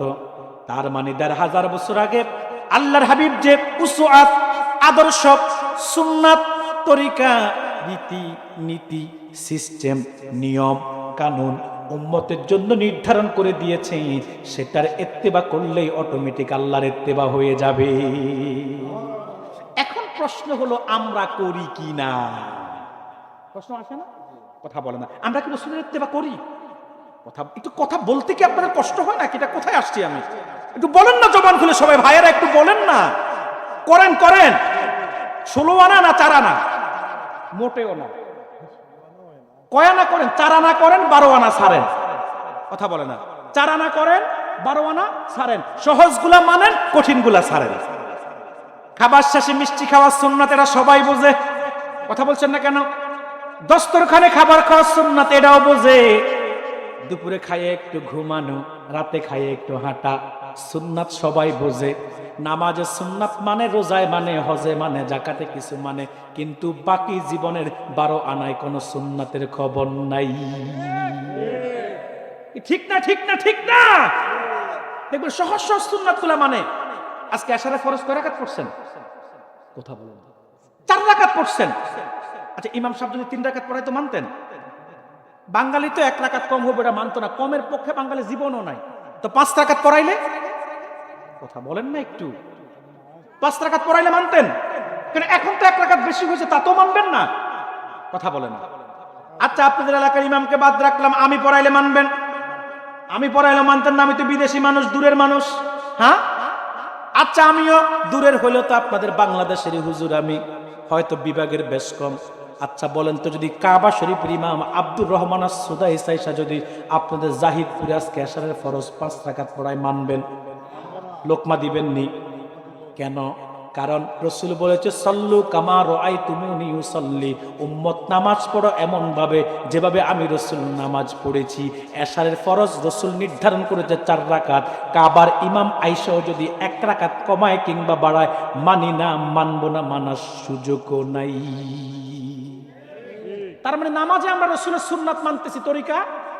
রোজাতে আরো বেশি মানে। কথা বলে না, মানে না? জোরে বলেন না, মানেন কি না? এত মানের আল্লাহ রাসূল নিয়ম করে দিয়েছে, সুবহে সাদিক থেকে সূর্য অস্তমিত হওয়া পর্যন্ত পানাহার, স্ত্রী সহবাস, অশ্লীল কাজ থেকে দূরে থাকতে হবে। সবাই তা করে। হালাল বিবি কাছে থাকা সত্ত্বেও হালাল বিবির কাছে কেউ যায় না। কথা বলছেন না কেন? আবার খাবার সামনে থাকলেও খাবার কেউ খায় না। থালা ভর্তি খাবার। ইফতারে পূর্ব মুহূর্তে কম না বেশি? ক্ষুধা কম না বেশি? খাবারও কত রং বেরঙের খাবার খায় এদেশের মানুষ। কয়েক আইটেমের জুস খায়, কয়েক আইটেমের ফ্রুটস খায়। কথা বলছেন না কেন? শুধু তাই না, পেঁয়াজু, বেগুনি, ছোলা, বুট, মুড়ি, কত রকমের আইটেম যে খায়। আল্লাহ দিছে রমজানকে সংযমের জন্য। আর রমজানে আমরা দিনে না খাইলেও যতক্ষণ সময় পাই অতক্ষণে জম্মের খাওয়া খাই। ঠিক না? ঠিক না? আল্লাহ দিছে রোজা সংযমের জন্য, আর আমরা দিনে তো সুযোগ নাই, রাতে যতক্ষণ সুযোগ পাই জম্মের খাওয়া খাই। এক ইফতারিতে সারা দিনে যা খাইতো না, এক ইফতারিতে তার চাইতে কয়েক গুণ বেশি খায়। ঠিক কিনা বলেন? কিন্তু আল্লাহকে ভয়টা ঠিক মতো করে যতক্ষণ পর্যন্ত সূর্য অস্তমিত হয় না। পেটে প্রচন্ড ক্ষুধা, সামনে খাবারের অভাব নাই, তারপরও দেখবেন আল্লাহর বান্দা এক ঢোক পানিও খায় না, এক লোকমা খাবারও গিলে না। এজন্যই তো আল্লাহ রোজাদারের পুরস্কারটা নিজের হাতে রাখছে। সুবহানাল্লাহ বলবেন না? এজন্যই তো আল্লাহ বলেছে, আসসামু লি ওয়া আনা আজিজি বিহি। বুখারীতে এসেছে অন্য রাওয়ায়াতে, আসসামু লি ওয়া আনা উজুজা বিহি। আল্লাহু আকবার। কারণ কি জানেন? কারণ রোজাদারের গুণের সাথে আল্লাহর গুণ মিলে যায়। আমার আল্লাহ খায়, কথা বলে না, আমার আল্লাহ খায়, পানাহার আছে আল্লাহর, আল্লাহর যেমন খাওয়া নাই পানাহার নাই, রোজাদারও যতক্ষণ পর্যন্ত সময় ততক্ষণ পর্যন্ত নির্ধারিত সময়ে খায়ও না, পানাহারও করে না। আর রোজা যে রাখে আসলে আল্লাহর জন্যই রাখে, দুনিয়ার কারোর জন্য রাখে না। তার কারণ হলো আপনি নামাজ ইচ্ছা করলে দুনিয়ার মানুষের খুশির জন্য পড়তে পারেন, কারণ মসজিদে যে নামাজ পড়তেছেন এই হুজুরগুলো মাশাআল্লাহ মুক্ত নামাজি, কথা বলছেন না কেন? বেয়াইও বলবে মাশাআল্লাহ আমার বেয়াই তো নামাজি, এলাকার মানুষও বলবে মাশাআল্লাহ মুরব্বি তো এখন ভালো হয়ে গেছে, নামাজ পড়ছে, কথা বলছেন না কেন? নামাজ মানুষের খুশির জন্য পড়ার সিস্টেম আছে না নাই? কিন্তু রোজা যদি কেউ রাখে একান্ত আল্লাহর জন্যই রাখে। কারণ আপনি যদি গোপনে ঘরের ভিতরে খেয়ে ফেলেন, আমিও দেখার সুযোগ নাই, এই ভাইও দেখার সুযোগ নাই, এই ভাইও দেখার সুযোগ নাই। এই জন্য রোজাদার প্রকাশ্যে যেমন খায় না, গোপনও তেমন খায় না। তার মানে সে রোজা রাখে তো রাখে আল্লাহর জন্যই রাখে। এই জন্য আল্লাহ বলে আসসামুলি ওয়া আনা আজিজি বিহি, রোজা আমার জন্য, এর প্রতিদান আমি নিজে দিব। শুধু তাই না, আসসামুলি ওয়া আনা উজুজা বিহি, রোজা আমার জন্য, এর প্রতিদান আমি নিজেই হয়ে যাব। আল্লাহু আকবার বলবেন না? রাসূল বলেছে রোজাদারের দুইটা ঈদ, কয়টা বলেন? একটা হলো ইফতারের সময়, আর একটা হলো ইনদা লিকা রাব্বিহি, আর একটা হলো আল্লাহর সাথে যখন জান্নাতে সাক্ষাৎ হবে, সেটা হলো রোজাদারের দ্বিতীয় ঈদ। সুবহানাল্লাহ বলবেন না? এই জন্য বলছি ভাইরা, রোজাদারও রোজা আল্লাহর জন্য রাখে। প্রচন্ড ক্ষুধা থাকে সত্ত্বেও, সামনে খাবার থাকা সত্ত্বেও রোজাদার এক ঢোক পানিও গিলে না, এক লোকমা খাবারও পায় না, খাবারও খায় না। কারণ এটা রসুলের তরিকা না। রসুলের তরিকা যেটা, এটা মানে খাওয়া রসুলের তরিকা না, এই জন্য খায়ও না। তা আমরা রোজা তো সুন্নাত মানতেছি, নামাজও মানতেছি, রোজা তো কি, কথা বলেন না একটু, মানতেছি না? হজে আরো বেশি মানে, হজে আরো বেশি মানে। এই জন্য দেখবেন হজ করতে যখন যায়, দেখবেন মুআল্লিমের মাথা সিবেকে হাজী সাহেবরা পাথর কয়টা মারবে, বিশেষ করে শয়তানকে পাথর মারতে গেলে কয়টা মারবে, কয় আঙ্গুলে ধরবে, সাইজ কত হবে, কত জোরে মারবে, এত জোরে মারে দেখবেন বুড়া মানুষ, শরীরে শক্তি নাই, তারপরে এমন জোরে লাফ দেয় মনে হয় যেন 23 বছরের যুবক, কথা বলে না? কিন্তু দেখবেন যে লোকটা মিনাতে হজে গিয়ে মিনাতে শয়তানকে পাথর মারার ক্ষেত্রে এত জজবা, এত এশক, সেই লোকটাই বাংলাদেশে হজ শেষ করে আসার পরে মিনার শয়তানের চাইতে বড় বড় শয়তানের 5 আটে দালালি করে। তা আমরা হজে গেলে সুন্নাত মানি, নামাজে মানি, রোজায় মানি, যাকাতে মানেন, কথা বলেন? যাকাতে কিছু মানে বেশি ছাড়ে। সুন্নাত তরিকায় যাকাত নাই বিদায় তো এখন গরিব গরিব রয়ে গেছে, ধনী ধনী রয়ে গেছে, কথা বলে না? আমি গ্যারান্টি দিয়ে বলতে পারবো, জাহিদপুর বাসী যদি সুন্নাত তরিকা আপনারা যাকাত আদান প্রদান করেন, 5 বছর সময় লাগবে না যে জাহিদপুরে সবাই ধনী হয়ে যাবেন। বলবেন হুজুর ফর্মুলা কি? কারণ আপনাদের দেশে তো এখন যাকাত ধনীরা বেশি খায়, গরিবরা খায় না। গরিবরা যাকাত কম খায়, ধনীরা বেশি যাকাত খায়। বলবেন হুজুর এটা আবার কেমন কথা কইলেন? ধনীরা তো যাকাত দেয় বেশি, খায় কেমনে? মিয়া কত আর বেশি দেয়? আপনাদের জাহিদপুরে এমনও ধনী আছে যার 10 লাখ টাকাও যাকাত আসে। ঠিকটা তো ঠিক মতো বলেন না আপনারা? আছে না? আছে না? আপনাদের জাহিদপুরে এমনও ধনী আছে যার প্রতি বছর যাকাত আসে 10 লাখ টাকা, 5 লাখ টাকা, আরো বেশিও আসতে পারে। আচ্ছা বলেন তো ভাই, যার 10 লাখ টাকা যাকাত আসলো, সে যদি 1 লাখ টাকা শাড়ি দেয়, লুঙ্গি দেয়, আর শাড়ি তো জেরে ধরে শাড়ি না, মশারি, কথা বলছেন না কেন? আর লুঙ্গি জোড়া দেয় এত সস্তা, এত সস্তা, দিনের বেলা যদি ফইরা বাইর হওয়া যায়, সূর্যের আলো পড়লে পারো পার সোনার বাংলা সব দেখা যায়। এটার নাম দিছে আমাদের দোকানদাররা যাকাতের লুঙ্গি, নাম দিছে কি? আর শাড়ির নাম দিছে যাকাতের শাড়ি। এই শাড়ি একদিন পরলে 2 দিন আর পরা দেয়। আচ্ছা যাই হোক, দিল শাড়ি, দিল লুঙ্গি, দিল যাই দিলে দিল, 1 লাখ টাকা শাড়ি দিল, লুঙ্গি দিল, বাকি 9 লাখ কে খাইছে? সে নিজে খাইছে। এবার আপনারা বলেন যাকাত কি বেশি গরিব খায় না ধনী খায়? আর যাকাত যে তরিকায় দিচ্ছে এটা আদর্শ সুন্নাত তরিকা না। এই যে শাড়ি দেয়, লুঙ্গি দেয়, খোদার কসম ওলামায়ে কেরাম আমরা আমার সাথে একমত হবেন, এটা একটা সুন্নাত তরিকা না। সুন্নাত তরিকা হচ্ছে একটা অসচ্ছল পরিবারকে সচ্ছলতার ব্যবস্থা করা যাকাতের মাধ্যমে, কথা বলছেন না কেন? একটা যুবককে বিদেশ পাঠাইয়া দেওয়া, কিংবা একটা যুবককে ব্যবসা ধরাইয়া দেওয়া, কিংবা একটা যুবককে সিএনজি কিনে দেওয়া, এই নিয়মে যাকাত কয়জনে দেন? কথা বলছেন না কেন? আচ্ছা এবার বলি আমি, ভাই 5 বছরে সবাই ধনী হয়ে যাবে, আমার কথার যুক্তি কথা কি? আমি প্রমাণ দিচ্ছি, আপনাদের জাহিদপুরে 200 পরিবার আছে না নাই? 200 পরিবার সবাই কি ধনী, সবাই কি গরিব? আচ্ছা আমি যদি এভাবে ভাগ করি 100 পরিবার ধনী 100 পরিবার গরিব, কি ঠিক হবে? তো আচ্ছা বলেন তো ভাইয়েরা, 100 পরিবার যারা আছে সবার জাকাত তো সমান আসে না। কারো 1 লাখ, কারো 2 লাখ, কারো 3 লাখ, কারো 5 লাখ, কারো 10 লাখ। আমি বেশিগুলা বাদ দিলাম। 1 লাখ টাকা করেও যদি আমি ধরি, নির্ধারণ করি 100টা পরিবারের 100 লাখ, 1 কোটি টাকা প্রতি বছর জাকাত আসে কি আসে না? কত কত কত? 1 লাখ করে ধরলো 1 কোটি টাকা, 100 পরিবারের জাকাত আসে প্রতি বছর। আচ্ছা এবার বলেন তো, 1 কোটি টাকা যদি এক জায়গায় আনতে পারতেন জাকাতের টাকা, গরিব 100 পরিবার থেকে 20টা যুবককে বিদেশ পাঠানো সম্ভব ছিল কি ছিল না? কিংবা 20টা সিএনজি কিনে দেওয়া সম্ভব ছিল কি ছিল না? কিংবা 20টা যুবককে আপনাদের দোয়ারা বাজারে, যে কি একটা বাজার রেখে আসছি, এই বাজারে আপনাদের ব্যবসা ধরাইয়া দেওয়া সম্ভব ছিল কি ছিল না? কিন্তু এটাকে আপনারা কোনোদিন করছেন? ভবিষ্যতেও করার সম্ভাবনা কি আপনাদের মধ্যে আছে? আপনারা জাকাত দেন 200 টাকা, 300 টাকা, 500 টাকা। তার মানে তোর দাদা জাকাত খাইছে, তোর বাবাও জাকাত খাইছে, তুইও জাকাত খাইয়া জায়গায় বসে থাক, নড়াচড়ার দরকার নাই। আমরা দেওয়ার গোষ্ঠী দিতে থাকি, তোমরা খাওয়ার গোষ্ঠী খেতে থাকো। এখন কথা হলো ভাই, এই সুন্নাত তরিকায় জাকাত প্রতিষ্ঠা করবে কে? বিড়ালের গলায় ঘন্টাটা বাঁধবে কে? প্রশ্ন আসে না? সমাধান কি নাই? আল্লাহ কোরআনে দিয়েছে সমাধান। সূরা হজ্জের মধ্যে আল্লাহ তাআলা বলেন, আল্লাযীনা ইম্মাক্কান্নাহুম ফিল আরদি ইয়াকামুস সালাতা ওয়া আতাউজ যাকাত ওয়া আমারু বিল মা'রুফি ওয়া নাহাউ আনিল মুনকার। আল্লাহ তাআলা বলেন, যদি আমি আমার কোন ঈমানদারকে সমাজের প্রোপাইটর বানাই, সত্ত্বাধিকারী বানাই, দায়িত্বশীল বানাই, তার কাজ হলো 4টি একাকামুস সালাত, সে নামাজ কায়েম করবে। 2 আতাউজ যাকাত, সে যাকাত প্রদান করবে। 3 আমারু বিল মা'রুফ, মানুষদেরকে সৎ কাজের আদেশ দিবে। 4 অনাহাউ আনিল মুনকার, অসৎ কাজে বাধা দিবে। কথা বলছেন না কেন?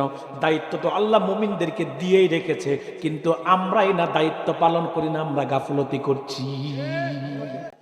আমার ভাইয়েরা, আমি যেটা বুঝাতে চেয়েছিলাম, আমরা নামাজে সুন্নাত মানি, রোজাতেও মানি, হজেও মানি, যাকাতে কিছু মানি, বেশি ছাড়ি। পানাহার, ঢিলা কুলুক, মেসওয়াক, পাগড়ি, দস্তরখান, এগুলা সুন্নাত বুঝি।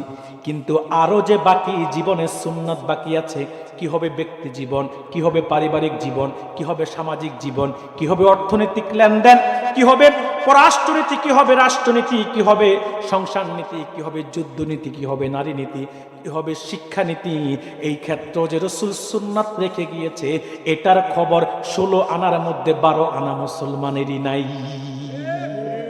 এমনি এক একজন বড় বড় সুন্নি, কথা বলে না, এমনি এক একজন কি বড় বড় সুন্নি, মিয়া সুন্নি দাবি করবা কিন্তু রাসূলের সুন্নাতের খবর থাকবে না, এরা ওয়াহাবির চাইতে খারাপ।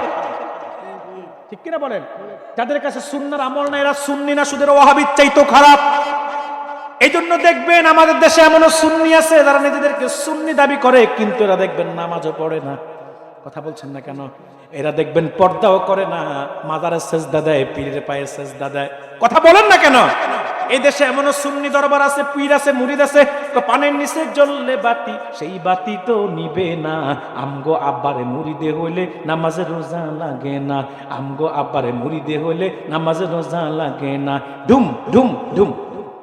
আছে না নাই? আবার এই দেশে এমনও সুন্নি দাবি করে কিছু মানুষ আছে, পর্দা নাই, পুশিদা নাই, নারী পুরুষে একসাথে জিকির করে, পীরও লাফায়, মুরিদও লাফায়। কথা বলেন না কেন আপনারা? পীরও লাফায়, মুরিদও লাফায়। আবার মহিলা পুরুষ একসাথে পর্দা টর্দা সরাইয়া দিয়া, মনের পর্দা, বড় পর্দা, বাইরের পর্দা সরাও। কথা বলছেন না কেন? এরপরে জিকিরের মধ্যে হাল ওঠে, হালের সাথে ফাল দেয়, লাফাই ফালাই করো জিকির, যেমনে খোদা রাজি বলছে বাবা শামপুরি। আমি বলি, এত লাফাস কেন রে তোরা, এত লাফাস কেন? লাফাইয়া খোদারে পাইলে আগে পাইতো বে। এরপরে এরা মাজারে গিয়ে সেজদা দেয়, পীরের পায়ে সেজদা দেয়, পীর সাহেবের কাছে পোলা চায়, মাইয়া চায়, তো পীর সাহেব পোলা দাও, পীর সাহেব মাইয়া দাও। পীর সাহেবের বিদ্যাঙ্গুলি চুষে আমি এমনও দেখেছি ভন্ডের ভন্ডের ভন্ড পীরের পা দাবায় মহিলা মুরিদ যায়। নাউজুবিল্লাহ বলবেন না? আবার ওরসের মধ্যে পীর সাহেব গোসল করে বছরে একবার। এই দেশে এমন পীর আছে গোসল করে বছরে একবার, ওই পীর সাহেবের গোসলের পানি দিয়ে তাবারুক রামদের সিন্নি। এটা মুরিদ রাখায় নিয়ত করে খাইবা তো সব নিয়ত পূরণ হয়ে যাবে, নাউজুবিল্লাহ বলবেন না। আবার দেখবেন এই সমস্ত পীরদের চুলের যে অবস্থা, 3-4 হাত লম্বা, জট বেঁধে আছে, জট দেখছেন না, দেখছেন না? এই পীর সাহেবদের দেখবেন জটে ভরা, এদের মুরিদদের দেখবেন জটের ভরা, দাড়ির কি অবস্থা, মুখের কি অবস্থা, দাঁত দেখলে তো বমি আসে। চুল 3 হাত লম্বা হয়েছে। আমি চিন্তা করি এরা বউয়ের সাথে থাকলে যদি গোসল ফরজ হয়, তো এদের তো ঝর্ণার পানি, কলের পানিতে চুল ভিজবে না, অন্তত সুরমা নদীতে নিয়ে 3 ঘন্টা সুবায়া রাখতে হবে। আর উপরের চুলের যদি এই অবস্থা হয়, তো ভিতরে কি অবস্থা, ঠিক কিনা বলেন? মনে রাখবেন এদের সাথে মূলধারা সুন্নিদের কোনো সম্পর্ক নাই। কথা বলছেন না কেন? এই দেশে প্রকৃত পক্ষে যারা আহলুস সুন্নাত ওয়াল জামাত শিক্ষা দিয়েছেন, যেই পথ সাহাবীদের পথ, যেই পথ তাবেঈদের পথ, যেই পথ তাবে তাবেঈদের পথ, যেই পথ সালফে সালিহিনের পথ, যেই পথ সিরাতুল মুস্তাকিমের পথ, সেটাই সুন্নি সুন্নিয়ত।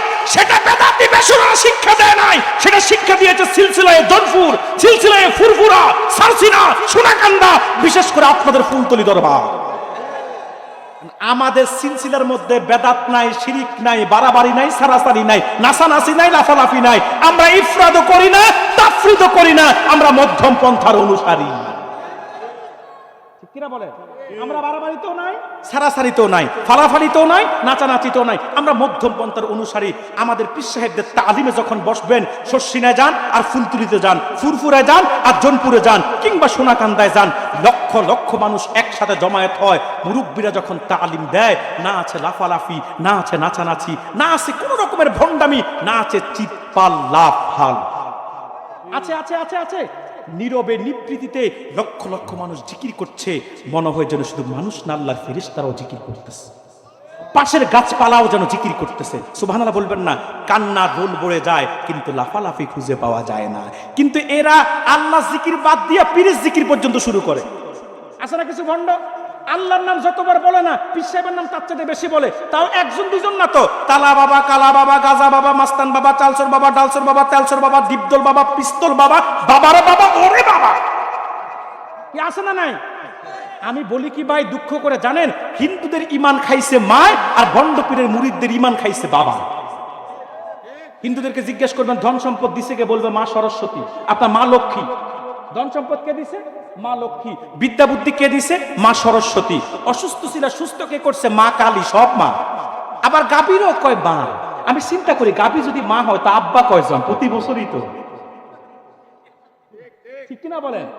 গাভী যদি মা হয় আব্বা কয়জন? প্রতি বছরই তো এক একটা, ঠিক কিনা বলেন? হিন্দুদের ইমান খাইছে কে? মায়। আর ভণ্ড পীরের মুরিদদের ইমান খাইছে বাবায়। এদের তালা বাবা, কালা বাবা, গাজা বাবা, মাস্তান বাবা, চালচোর বাবা, ডালচোর বাবা, ডিপজল বাবা, এই বাবা ওই বাবা, এই সমস্ত ভণ্ডামির সাথে প্রকৃত সুন্নিয়তের কোনো সম্পর্ক নাই। মনে রাখবেন, জাহিদপুরবাসী, চাতকবাসী মনে রাখতে হবে, এই যে যেই জামানায় আমরা আছি, বড় ফিতনার জামানা। সামনে যা দেখবেন সব হক মনে করে দূরে চলবেন না। ধোঁয়াশা আছে, ধোঁয়াশা, ধোঁয়াশা। সিটি গোল্ড আর স্বর্ণ, এখন স্বর্ণ করে দোকানে গেলে এক দেখা যায়। আপনি যদি বড়টা দেখেই দৌড়ান, তো নিজের পায়ে নিজে কুড়াল মারছেন। কথা বলেন না কেন? আপনাকে যাচাই করতে হবে, কষ্টি পাথরে যাচাই করতে হবে কোনটা সোনা, কোনটা ইমিটেশন, ঠিক কিনা বলেন? এই দেশে সবাই সুন্নিয়তের কথা বলে, এই দেশে সবাই সুন্নিয়তের সাইনবোর্ড ব্যবহার করে, সবাই আহলুস সুন্নাত ওয়াল জামাতের ব্যানারে চলতে চায়, কিন্তু কোনটা সুন্নিয়ত, কোনটা বেদাতে ভরা, কোনটা ভণ্ডামি, কোনটা হক, আপনাকে যাচাই করে সেই হাল ধরতে হবে, ঠিক কিনা বলেন? সেটার জন্য আল্লাহর ওলিরা আপনার সামনে পথ রেখে গেছে, বিবেক বিবেচনা আপনার, ঠিক কিনা বলেন? চকচক করলে কখনো শোনা হয় না। আজকের এই জমানায় এমন এক সময় আমরা উপনীত হয়েছি, যেই সময় শুধু ফিতনা আর ফিতনা, ফিতনা আর ফিতনা, এত ফিতনার কবলে আমরা পড়ে গিয়েছি। এই যুগে ঈমান রাখা কঠিন আমাদের। কারণ একদিকে হেমিলনের বাঁশিওয়ালার মতো কেউ সুন্নিয়তের দোহাই দিয়ে শিরিক কুফরের মধ্যে আপনাকে আমাকে নিমজ্জিত করার জন্য পায়তারা করছে, আবার আরেকদিকে কেউ সহিহ হাদিসের দোহাই দিয়ে মিষ্টি মিষ্টি কথা বলে মধুর সাথে বিষ মিশাইয়া আপনার আর আমার ঈমান আকীদাকে শেষ করে দিচ্ছে। এই মুহূর্তে আপনার করণীয় কি? সহিহ হাদিসের যে সমস্ত শায়েখরা মিষ্টি মিষ্টি কথা বলে তাদের ফালে যাবেন, নাকি হেমিলনের বাসিওয়ালার মতো যারা শিরিক কুফরে ভরা সুন্নিয়তের তালিম দেয় তাদের পথে যাবেন? আমি আপনাদেরকে স্পষ্ট করে বলে যাই, আপনাদেরকে নতুন করে আমার শিখিয়ে দেওয়ার কিচ্ছু নাই, আপনাদেরকে নতুন করে বুঝিয়ে দেওয়ার কিচ্ছু নাই, কারণ আপনারা ভালোই বোঝেন, ভালোই জানেন। কারণ আমি আজকে নতুন করে 2025 সালে কি বলবো, আজ যুগের পর যুগ, কয়েক যুগ আগেই তো ফুলতলি সাহেব আপনাদেরকে মদিনাওয়ালা সুন্নিয়ত শিখিয়ে দিয়ে গেছেন। কোনটা মদিনাওয়ালার ইসলাম সেটাও শিখিয়ে দিয়ে গেছেন, ঠিক কিনা বলেন? আপনি সহিহ হাদিস পাইয়াই কারো ইসলামের মধ্যে দৌড়াবেন, সেটা মদিনাওয়ালার ইসলাম না। কথা বলছেন না কেন? সহিহ হাদিসের কথা বললেই আপনি নতুন কেউ একটা এসে সহিহ হাদিসের কথা বলবে আপনাকে, আর আপনি সেই ব্যানার, আরে সহিহ হাদিস মানে কি, সবচেয়ে সেরাটা। কথা বলছেন না কেন? কিন্তু এরা কত নাম্বার বাটপার আপনি তো জানেন না। এরা নিজেদের স্বার্থে লাগলে সহিটাও মানে না, ঠিক কিনা বলেন? এখন আপনি তো সাধারণ মানুষ, বুঝেন না। আমার চূড়ান্ত কথা একটাই, ইসলাম যদি মানতে হয় মদিনাওয়ালার ইসলাম মানবো, সুন্নিয়ত যদি মানতে হয় মদিনাওয়ালার সুন্নিয়তে মানবো। কারো মন গড়া ইসলাম আমাদের মানার দরকার নাই, কারো মন গড়া সুন্নিয়তে মানার দরকার নাই। রাজি আছেন ইনশাআল্লাহ? রাজি আছেন ইনশাআল্লাহ? চূড়ান্ত কথা থাকবে এটাই, আহলুস সুন্নাত ওয়াল জামাত কোনটা নাজাত প্রাপ্তদের দল, কোনটা তাবিঈদের দল, কোনটা সাহাবীদের দল, কোনটা তাবে তাবিঈনের দল, কোনটা সলফে সালিনের দল, সেটা ফুলতলি সাহেব কেবলা চোখে আঙ্গুল দিয়ে সিলেটবাসীকে দেখিয়ে দিয়ে গেছেন। নতুন করে আমাদেরকে সেটা শেখানোর দরকার প্রয়োজন মনে আমি করি না, ঠিক কিনা বলেন? আপনাকে শুধু মানতে হবে, বুঝতে হবে, যেটা বুঝেছেন সেটার মধ্যে ইস্তেকামত থাকতে হবে। নতুন করে যদি বাতাস আসে, বাতাসে আপনি পাল উড়াইয়েন না, হাওয়া দেখে পাল তুলেন না, বৃষ্টি দেখে ছাতা ধইরেন না। ইস্তেকামত ঠিক রাখবেন, মাসলাকের উপর অটুট থাকবেন, আদর্শের উপর অটুট থাকবেন, তাহলে ঈমান নিয়ে কবর যেতে পারবেন। নতুবা যেই ফিতনার যুগ এসেছে, এখন রোজা পূজা এক, হিন্দু মুসলিম মুদ্রার এপিট ওপিট, কৃষ্ণ বিষ্ণু মোহাম্মদ সবাই নাকি নবী, এই যুগে ঈমান রাখা অনেক কঠিন। ঠিক না, ঠিক না, ঠিক না? আমার ভাইয়েরা, আমার কথায় রাগ করেন না, আমার সাথে কারো কোনো ব্যক্তিগত দ্বন্দ্ব নাই।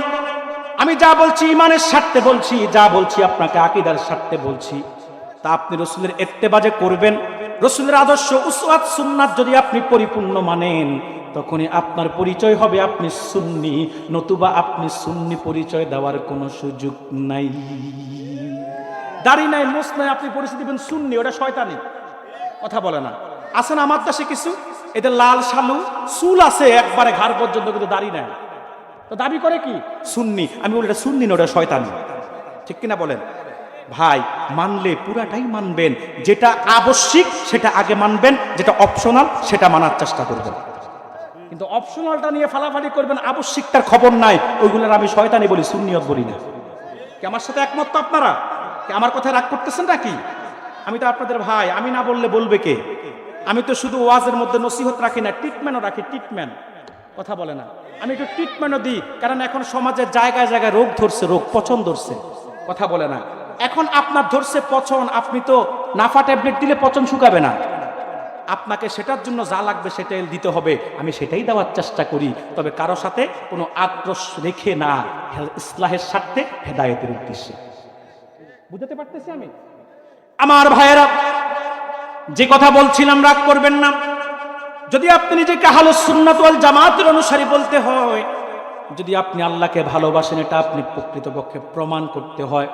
রাসূলকে জীবনের চাইতে বেশি ভালোবাসেন, এটা যদি আপনি প্রমাণ দিতে হয়, যদি আপনি নাজাত প্রাপ্তদের কাতারে শামিল হতে হয়, যদি আপনি সিরাতুল মুস্তাকিমের রাস্তায় চলতে চান, আমি বলবো একটাই সামনে আপনার পথ, ইত্তিবায়ে রাসূল, রাসূলুল্লাহর উসওয়াত, আদর্শ, সুন্নাত, রীতিনীতি, সিস্টেম, পদ্ধতি, তরিকার সামনে বিনা প্রশ্নে মস্তককে নত করে দেন, আপনি নাজাত প্রাপ্তদের কাতারে শামিল হয়ে যাবে।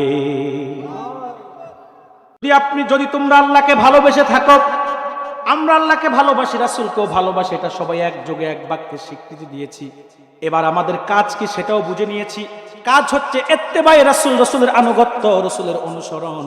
এবার যখন আপনি রাসূলের অনুসরণ করবেন, অনুকরণ করবেন, এখন আপনার পুরস্কার দরকার আছে না নাই? কথা বলছেন না কেন? পুরস্কার দরকার আছে না নাই? পুরস্কার কি? আল্লাহ তাআলা বলেন, ওয়া ইয়াগফিরু লাকুম যুনুবাকুম, আল্লাহ তোমাদের গুনাহগুলোকে ক্ষমা করে দিবেন। সুবহানাল্লাহ কি বলবেন না? কার কথা? তিনি কি ওয়াদা করলো ওয়াদার বরখেলাপ করেন? তিনি কি কথা যেটা দিয়েছেন সেটার বরখেলাপ করবেন? মোটেও না। আল্লাহ বলেছেন যদি হাবিবের ইত্তেবা করো তোমাদের গুনাহগুলোকে ক্ষমা করে দিব। সুবহানাল্লাহ বলবেন না? তবে গুনাহ ক্ষমা হয় দুই ভাবে। বলেন কয় ভাবে? গুনাহ ক্ষমা হয় দুই ভাবে। যেটা গুনাহে কবিরা সেটা ক্ষমা হয় তাওবার বিনিময়ে। বলুন কিসের বিনিময়ে? যেটা গুনাহে কবিরা সেটা ক্ষমা হয় তাওবার বিনিময়ে, আর যেটা গুনাহে সগীরা সেটার জন্য তাওবাও শর্ত না। রাসূল বলেছে, বুখারীর হাদিস, মুসলিমের হাদিস, মিশকাতুল মাসাবির কিতাবুস সালাতের মধ্যে এসেছে, রাসূল বলেছে নেক কাজের বিনিময়েও আল্লাহ গুনাহে সগীরা ক্ষমা করে দেয়। আপনি একটা গুনাহে সগীরা করেছেন, কাউকে কিছু একটা দান করেছেন, আপনার সগীরা গুনাহ মাফ হয়ে যাবে। আপনি গুনাহে সগীরা করেছেন, আপনি ওযু করেছেন, ওযুর সাথে আপনার সগীরা গুনাহ মাফ হয়ে যাবে। সুবহানাল্লাহ বলবেন না? শুধু তাই না, আপনি গুনাহে সগীরা করেছেন, নামাজ পড়েছেন, নামাজের সাথে আপনার সগীরা গুনাহ ক্ষমা হয়ে যাবে। বুখারীর বর্ণনা মিশকাতুল মাসাবির কিতাবুস সালাত এসেছে, রাসূল বলেছেন আমার উম্মত ফজর নামাজ থেকে জোহর পর্যন্ত এই সময়ের মধ্যে যদি কোনো গুনাহ করে, জোহর পড়লে আল্লাহ ক্ষমা করে দেন। সুবহানাল্লাহ বলবেন না? জোহর থেকে আসর পর্যন্ত এই সময়ের মধ্যে যদি কোনো সগীরা গুনাহ হয়, আসর পড়লে আল্লাহ ক্ষমা করে দেন। আসর থেকে মাগরিব পর্যন্ত এই সময়ের মধ্যে যদি কোনো সগীরা গুনাহ হয়, মাগরিব পড়লে আল্লাহ ক্ষমা করে দেন। মাগরিব থেকে এশা পর্যন্ত এই সময়ের মধ্যে যদি কোনো সগীরা গুনাহ হয়, এশা পড়লে আল্লাহ ক্ষমা করে দেন। আর এক শুক্রবার থেকে আরেক শুক্রবার পর্যন্ত এক সপ্তাহের মধ্যে যদি কোনো সগীরা গুনাহ হয়, জুমার নামাজ পড়লেই আল্লাহ ক্ষমা করে দেন। আবার এক রমজান থেকে আরেক রমজান পর্যন্ত এক বছর যদি কোনো সগীরা গুনাহ হয়, রমজানে 30টা রোজা আদায় করলে আল্লাহ রাব্বুল আলামিন ক্ষমা করে দেন। বলেন সুবহানাল্লাহ। রজবে শাবানে বরকতে দাও, রমজান মাসে গুনাহ জরাও। রজবে শাবানে বরকতে দাও, রমজান মাসে গুনাহ জরাও। সপ্তাহ জুড়ে তুমি বরকতে দাও, সপ্তাহ জুড়ে তুমি বরকতে দাও, জুমার দিনে তুমি গুনাহ জরাও। তো আল্লাহ সগীরা গুনাহ নেক কাজের বিনিময়ে ক্ষমা করে দেন, গুনাহে কবিরাও তওবার বিনিময়ে আল্লাহ তাআলা ক্ষমা করে দিবেন। সুবহানাল্লাহ বলবেন না? আল্লাহ বলেন ওয়াগফির লাকুম যুনুবাকুম, আল্লাহ তাদের গুনাহগুলোকে ক্ষমা করবেন। শুধু তাই না, এর আগে আল্লাহ বলেছেন ইউহিব্বুকুমুল্লাহ, আল্লাহ তাআলা তাদেরকে ভালোবাসবেন। এটা হচ্ছে প্রতিদান। আচ্ছা বলেন তো ভাইয়েরা, আল্লাহর ভালোবাসা যে পেয়ে যায়, তার কি আর পাওয়ার কিছু থাকে? পৃথিবীতে প্রত্যেকটা ভালোবাসার মধ্যে ফরমালিন আছে না নাই? পৃথিবীতে প্রত্যেকটা ভালোবাসার মধ্যে স্বার্থ আছে না নাই? কিন্তু আমার মালিক তো নিঃস্বার্থ ভালোবাসেন। নামাজ পড়ে না, তারপরেও তো আল্লাহ তাকে রিজিক দিচ্ছেন কি দিচ্ছেন না? রোজা রাখে না, তাকেও তো আল্লাহ খাওয়ান। আল্লাহর নাফরমানি করে, আল্লাহ তাকেও তো খাওয়ান। কথা বলছেন না কেন? আল্লাহর পথের বিপদে, আল্লাহর পথের বিপরীতে চলে, তাকেও তো আল্লাহ খাওয়ান কি খাওয়ান না? একটু বলেন না ভাই, খাওয়ান কি খাওয়ান না? তার মানে আল্লাহ রাব্বুল আলামিনের ভালোবাসাটা কত নিখুঁত। আল্লাহ তাআলা স্বার্থের জন্য কোনো বান্দাকে ভুলে যান না। অথচ দুনিয়াতে যত ভালোবাসা, স্বার্থ আছে, ভালোবাসা আছে, স্বার্থ নাই, ভালোবাসাও নাই। যত কাছের বন্ধুই হোক না কেন, যতদিন বন্ধুর চাহিদা পূরণ করতে পারবেন, বন্ধু আপনার পাশে আছে। চাহিদা পূরণ শেষ, বন্ধুকে খুঁজে পাওয়া দায়। বিপদে পড়েছেন, দেখবেন বন্ধু কয়টা পান। কথা বলছেন না কেন? ফেসবুকে কমেন্টস, জানের জান দোস্ত, বেস্ট ফ্রেন্ড, পরিচয় দেওয়ার মতো, কমেন্টস করার মতো বন্ধুর অভাব নাই। কিন্তু আজকে গোবিন্দগঞ্জ পয়েন্টে বিপদে পড়ে দেখেন না, কয়টা বন্ধুকে কাছে পায়। কি কথা কি ঠিক নয় কি? আর দুনিয়াতে শুধু বন্ধু কেন, আপন ভাইয়ের সাথেও ভাইয়ের সম্পর্ক নষ্ট হয়। কথা বলছেন না কেন? বাবা মায়ের সাথেও তো সন্তানের সম্পর্ক নষ্ট হয় কি হয় না? বাবা মা সন্তানকে সব কিছুর উদ্যোগে গিয়ে ভালোবাসে, কিন্তু এক সময় আয়সা বাবা মাও নিজেকে ঠিক রাখতে পারে না। দেখবেন দুই সন্তান থাকলে যেই সন্তান বেশি টাকা দেয়, অটোমেটিক ভালোবাসাটা তার প্রতি বেশি বেড়ে যায়। দুনিয়াতে ভালোবাসা এমনই, দুনিয়াতে ভালোবাসা এমনই, দুনিয়াতে ভালোবাসা এমনই। কিন্তু মনে রাখবেন, আল্লাহ যে ভালোবাসে বান্দাকে, এটা নিখুঁত ভালোবাসা। আল্লাহর ভালোবাসাটা কত কত বড়। রাসূল বলেছে আল্লাহ ভালোবাসাকে সৃষ্টি করে 100 টুকরা করেছেন, 100 ভাগ করেছেন। এক ভাগ আল্লাহ তাআলা সব বান্দার মধ্যে, সব সৃষ্টির মধ্যে আল্লাহ ভাগ করে দিয়েছেন। এই এক ভাগ ভালোবাসা পাইয়া আপনারা সন্তানকে ভালোবাসেন, পিতাকে ভালোবাসেন, স্বামী স্ত্রী একজন আরেকজনকে জীবনের চাইতে বেশি ভালোবাসেন। কথা বলছেন না কেন? এই এক ভাগ ভালোবাসা পাইয়া পৃথিবীতে একজনের জন্য আরেকজন পাগল। বয়ফ্রেন্ড গার্লফ্রেন্ডের জন্য পাগল। গার্লফ্রেন্ডের বিয়ে হয়ে যাচ্ছে, বয়ফ্রেন্ড দেখবেন ওই মেয়েকে পাওয়ার জন্য নিজের বাড়িঘর ছেড়ে দিয়ে চলে যাচ্ছে অন্য জায়গায়। কথা বলছেন না কেন? যে মা লালন পালন করে বড় করেছে যে মা বাবা, সেই বাবা মাকে রেখে পর্যন্ত গার্লফ্রেন্ডের জন্য ঘর থেকে বের হয়ে যায়, এমন যুবক জাহিদপুরও দুই একজন আছে না নাই?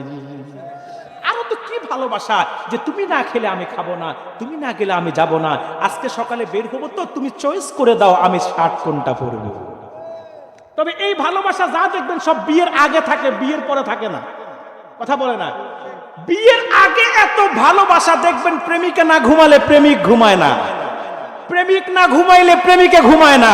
কিন্তু বিয়ের পরে বউ জামাইয়ের এই ভালোবাসা নাই, যদি থাকতো ঘরগুলা বেহেশতের টুকরা হয়ে যেত। কিন্তু বিয়ের আগে যে এরকম জান প্রাণ সোনা ময়না বলে একজন আরেকজনকে ডাকে, যদি বিয়ের পরে বউরে ডাকতো বউ কত খুশি হইতো। কিন্তু বউয়ের সাথে এমন উচ্চস্বরে কথা কয়, স্বামী স্ত্রীর সম্পর্কটা যে অনেক গভীর সেটা অনেক পুরুষ ঝগড়া লাগলে মনেও রাখে না। মনে রাখবেন ও জাহিদপুরের বাবাজিরা ভাইয়েরা, স্ত্রীকে ভালোবাসবেন, স্ত্রীকে যত ভালোবাসবেন ঘরটা তত সুখের হবে। মেয়েরা কোটি টাকার পাগল না, মেয়েরা একটু ভালোবাসার পাগল। মেয়েদেরকে আপনি লাখ টাকা হাতে দিবেন, মেয়েরা অত খুশি না। কিন্তু যদি একটু সুন্দরভাবে কথা বলেন, একটু সময় দেন, একটু স্ত্রীর সাথে ভালো আচরণ করেন, দেখবেন সে আপনার প্রতি খুশি। মেয়েরা ভালোবাসার জিনিস, এরা ভালোবাসা পাইলে এরা পাগল হয়ে যায়। আমার রাসূল তাই করতেন। আমার রাসূল নিজের স্ত্রীদের চুলা ছেড়ে দিতেন। আপনি কয়দিন দিছেন? কথা বলছেন না কেন? আমার রাসূল স্ত্রীদেরকে এত ভালোবাসতেন, স্ত্রীদের কাজে রাসূলের সহযোগিতা করতেন। আয়েশা রুটি বানায়, রাসূল গিয়ে রুটি ছেঁকা শুরু করে দেয়, আয়েশার কাজে সহযোগিতা করে। আয়েশা তরকারি কাটতে বসলে রাসূলও কেটে দেয়। সুবহানাল্লাহ বলবেন না? আপনি কয়দিন কাটছেন? কথা বলছেন না কেন? বরং যদি দুপুরের খাবার 2টার জায়গায় 3টা বাজে, প্লেট বাটির মধ্যে ঝড় তোলে, এমন বিদ্যুৎ বাবা যে দুই একজনে মাঠও আছে না নাই?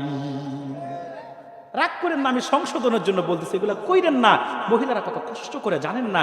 আরে ভাই, আপনি ওঠেন সকাল 8টায় ঘুম থেকে, কিন্তু মহিলাটা 8টায় যে আপনি উঠে অফিসে যাবেন, 8টার আগে ফজরের সময় উঠছে, সে আর ঘুমায় না, আপনার নাস্তাটা রেডি করে রাখে। আপনার দুপুরের টিফিন লাগবে ভোরের বেলা, ঠান্ডা বেলায় আপনার স্ত্রী সকালে 8টার মধ্যে আপনার টিফিনটা রেডি করে, দুপুরের লাঞ্চটাও রেডি করে। আপনি নিয়ে যাবেন, লাঞ্চ নিয়ে যাবেন সাথে করে, এটা রেডি করে কি করে না? কথা বলছেন না কেন?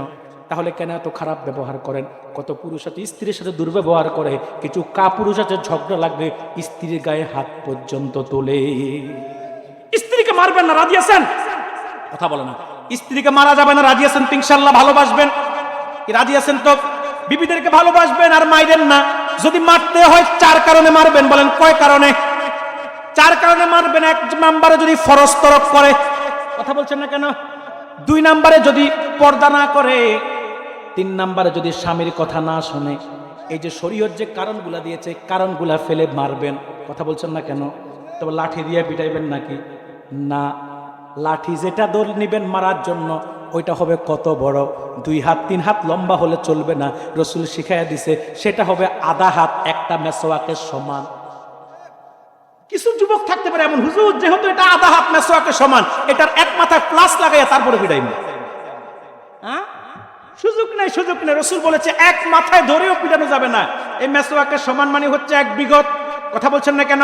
রাসূল বলেছে 4 কারণে বিবিকে তোমরা মারবা, তবে লাঠি দিয়ে না। যেটা দিয়ে মারবা এটা 1 হাত লম্বা হওয়া যাবে না, আধা হাত লম্বা হতে হবে। তার মানে মেসওয়াকের সমান, তার আবার 1 মাথা দিয়ে গুতা দিবা সেই সুযোগও নাই। কথা বলছেন না কেন? যে 1 বিঘত যেহেতু গুতা দিব, নতুবা প্লাস দিয়া দইরা বাকিটা দিয়ে পিটাইব, সুযোগ নাই। রাসূল বলছে মাঝখানে ধরতে হবে। কোথায়? তার মানে এত লম্বা যদি হয় লাঠিটা, আপনি স্ত্রীকে যেটা দিয়ে পিটবেন এটা যদি এত লম্বা হয়, এই লাঠিটা দিয়ে আপনি পিটলে মাঝখানে ধরবেন। কথা বলছেন না কেন? এরপর রাসূল বলেছে আবার যে মারবা 4 জায়গায় মারা যাবে না, মাথায় মারা যাবে না। কথা বলছেন না কেন? মুখে মারা যাবে না, বুকে মারা যাবে না, পিঠে মারা যাবে না, কোমরের নিচে পিড়াইতে হবে। আচ্ছা বলেন তো, যদি মাঝখানে এভাবে ধইরা যদি পিড়ান, কবে শরমস্কারি করো নাকি? কথা বলেন না কেন? বলবে শরমস্কারি করো নাকি?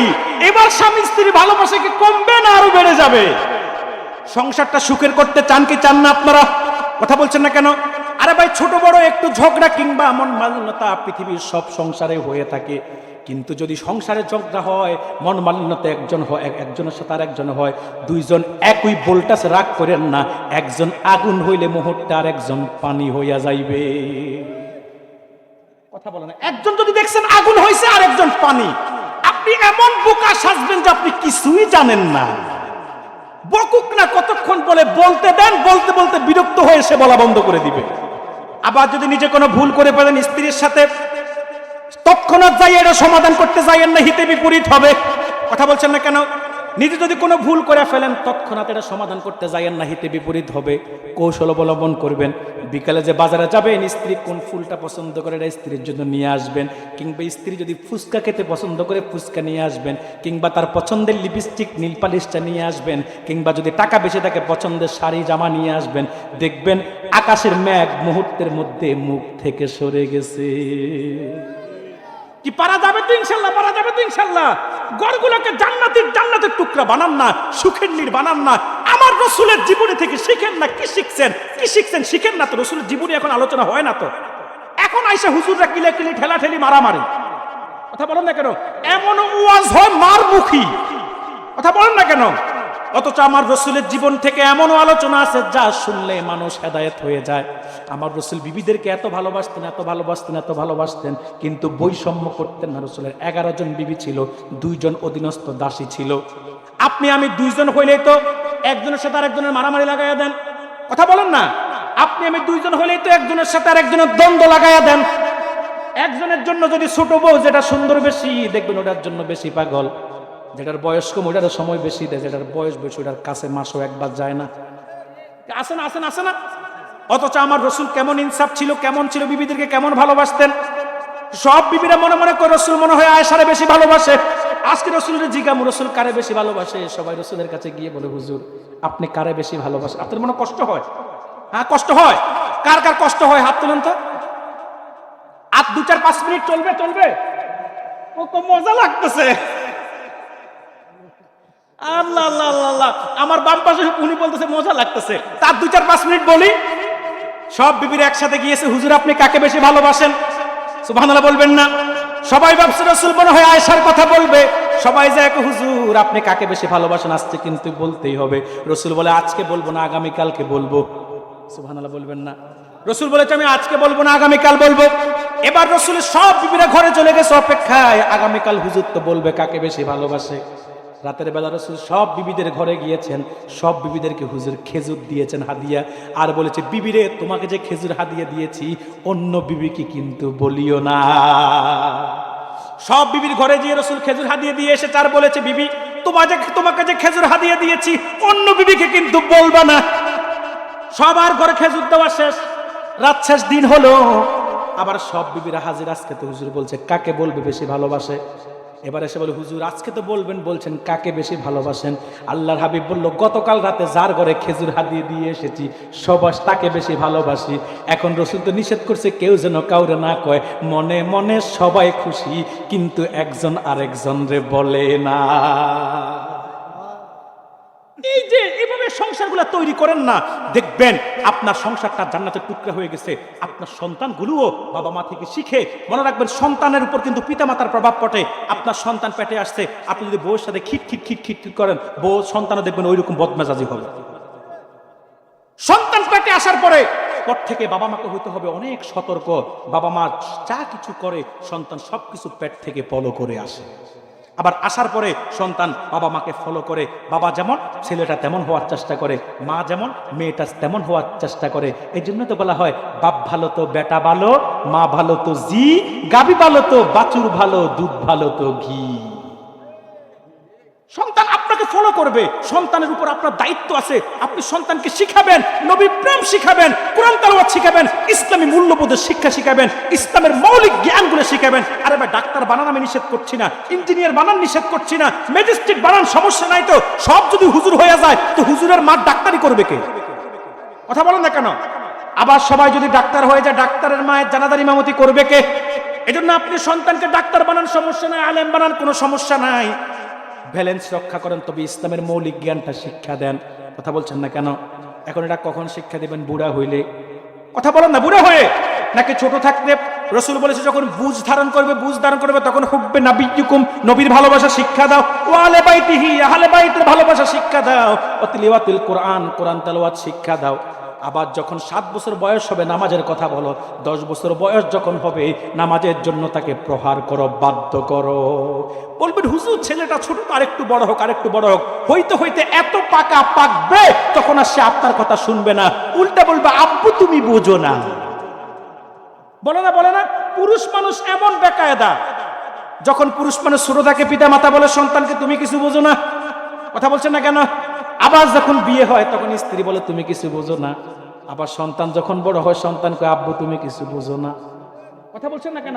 এই জন্য সন্তানকে ছোট থাকতেই ইসলামের মৌলিক জ্ঞান শিখাইয়া দিবেন, নামাজের তালিম দিবেন, রাসূলের মহব্বত শিখাইয়া দিবেন। যদি তা না করেন পরে সম্ভব না, কারণ কাঁচা না নোড়ালে বাঁশ, পাকলে করে ঠাস ঠাস। ঠিক না, ঠিক না, ঠিক না? কাঁচা না নোড়ালে বাঁশ, পাকলে করে ঠাস ঠাস। একটা কথা বলতে গিয়ে কত কথা বলে ফেলেছি। মূল কথা হচ্ছে এটা, আল্লাহর হাবিবের ইত্তেবা করতে হবে। বিনিময় পুরস্কার কি? আল্লাহর ভালোবাসা পাবে। সুবহানাল্লাহ বলবেন না?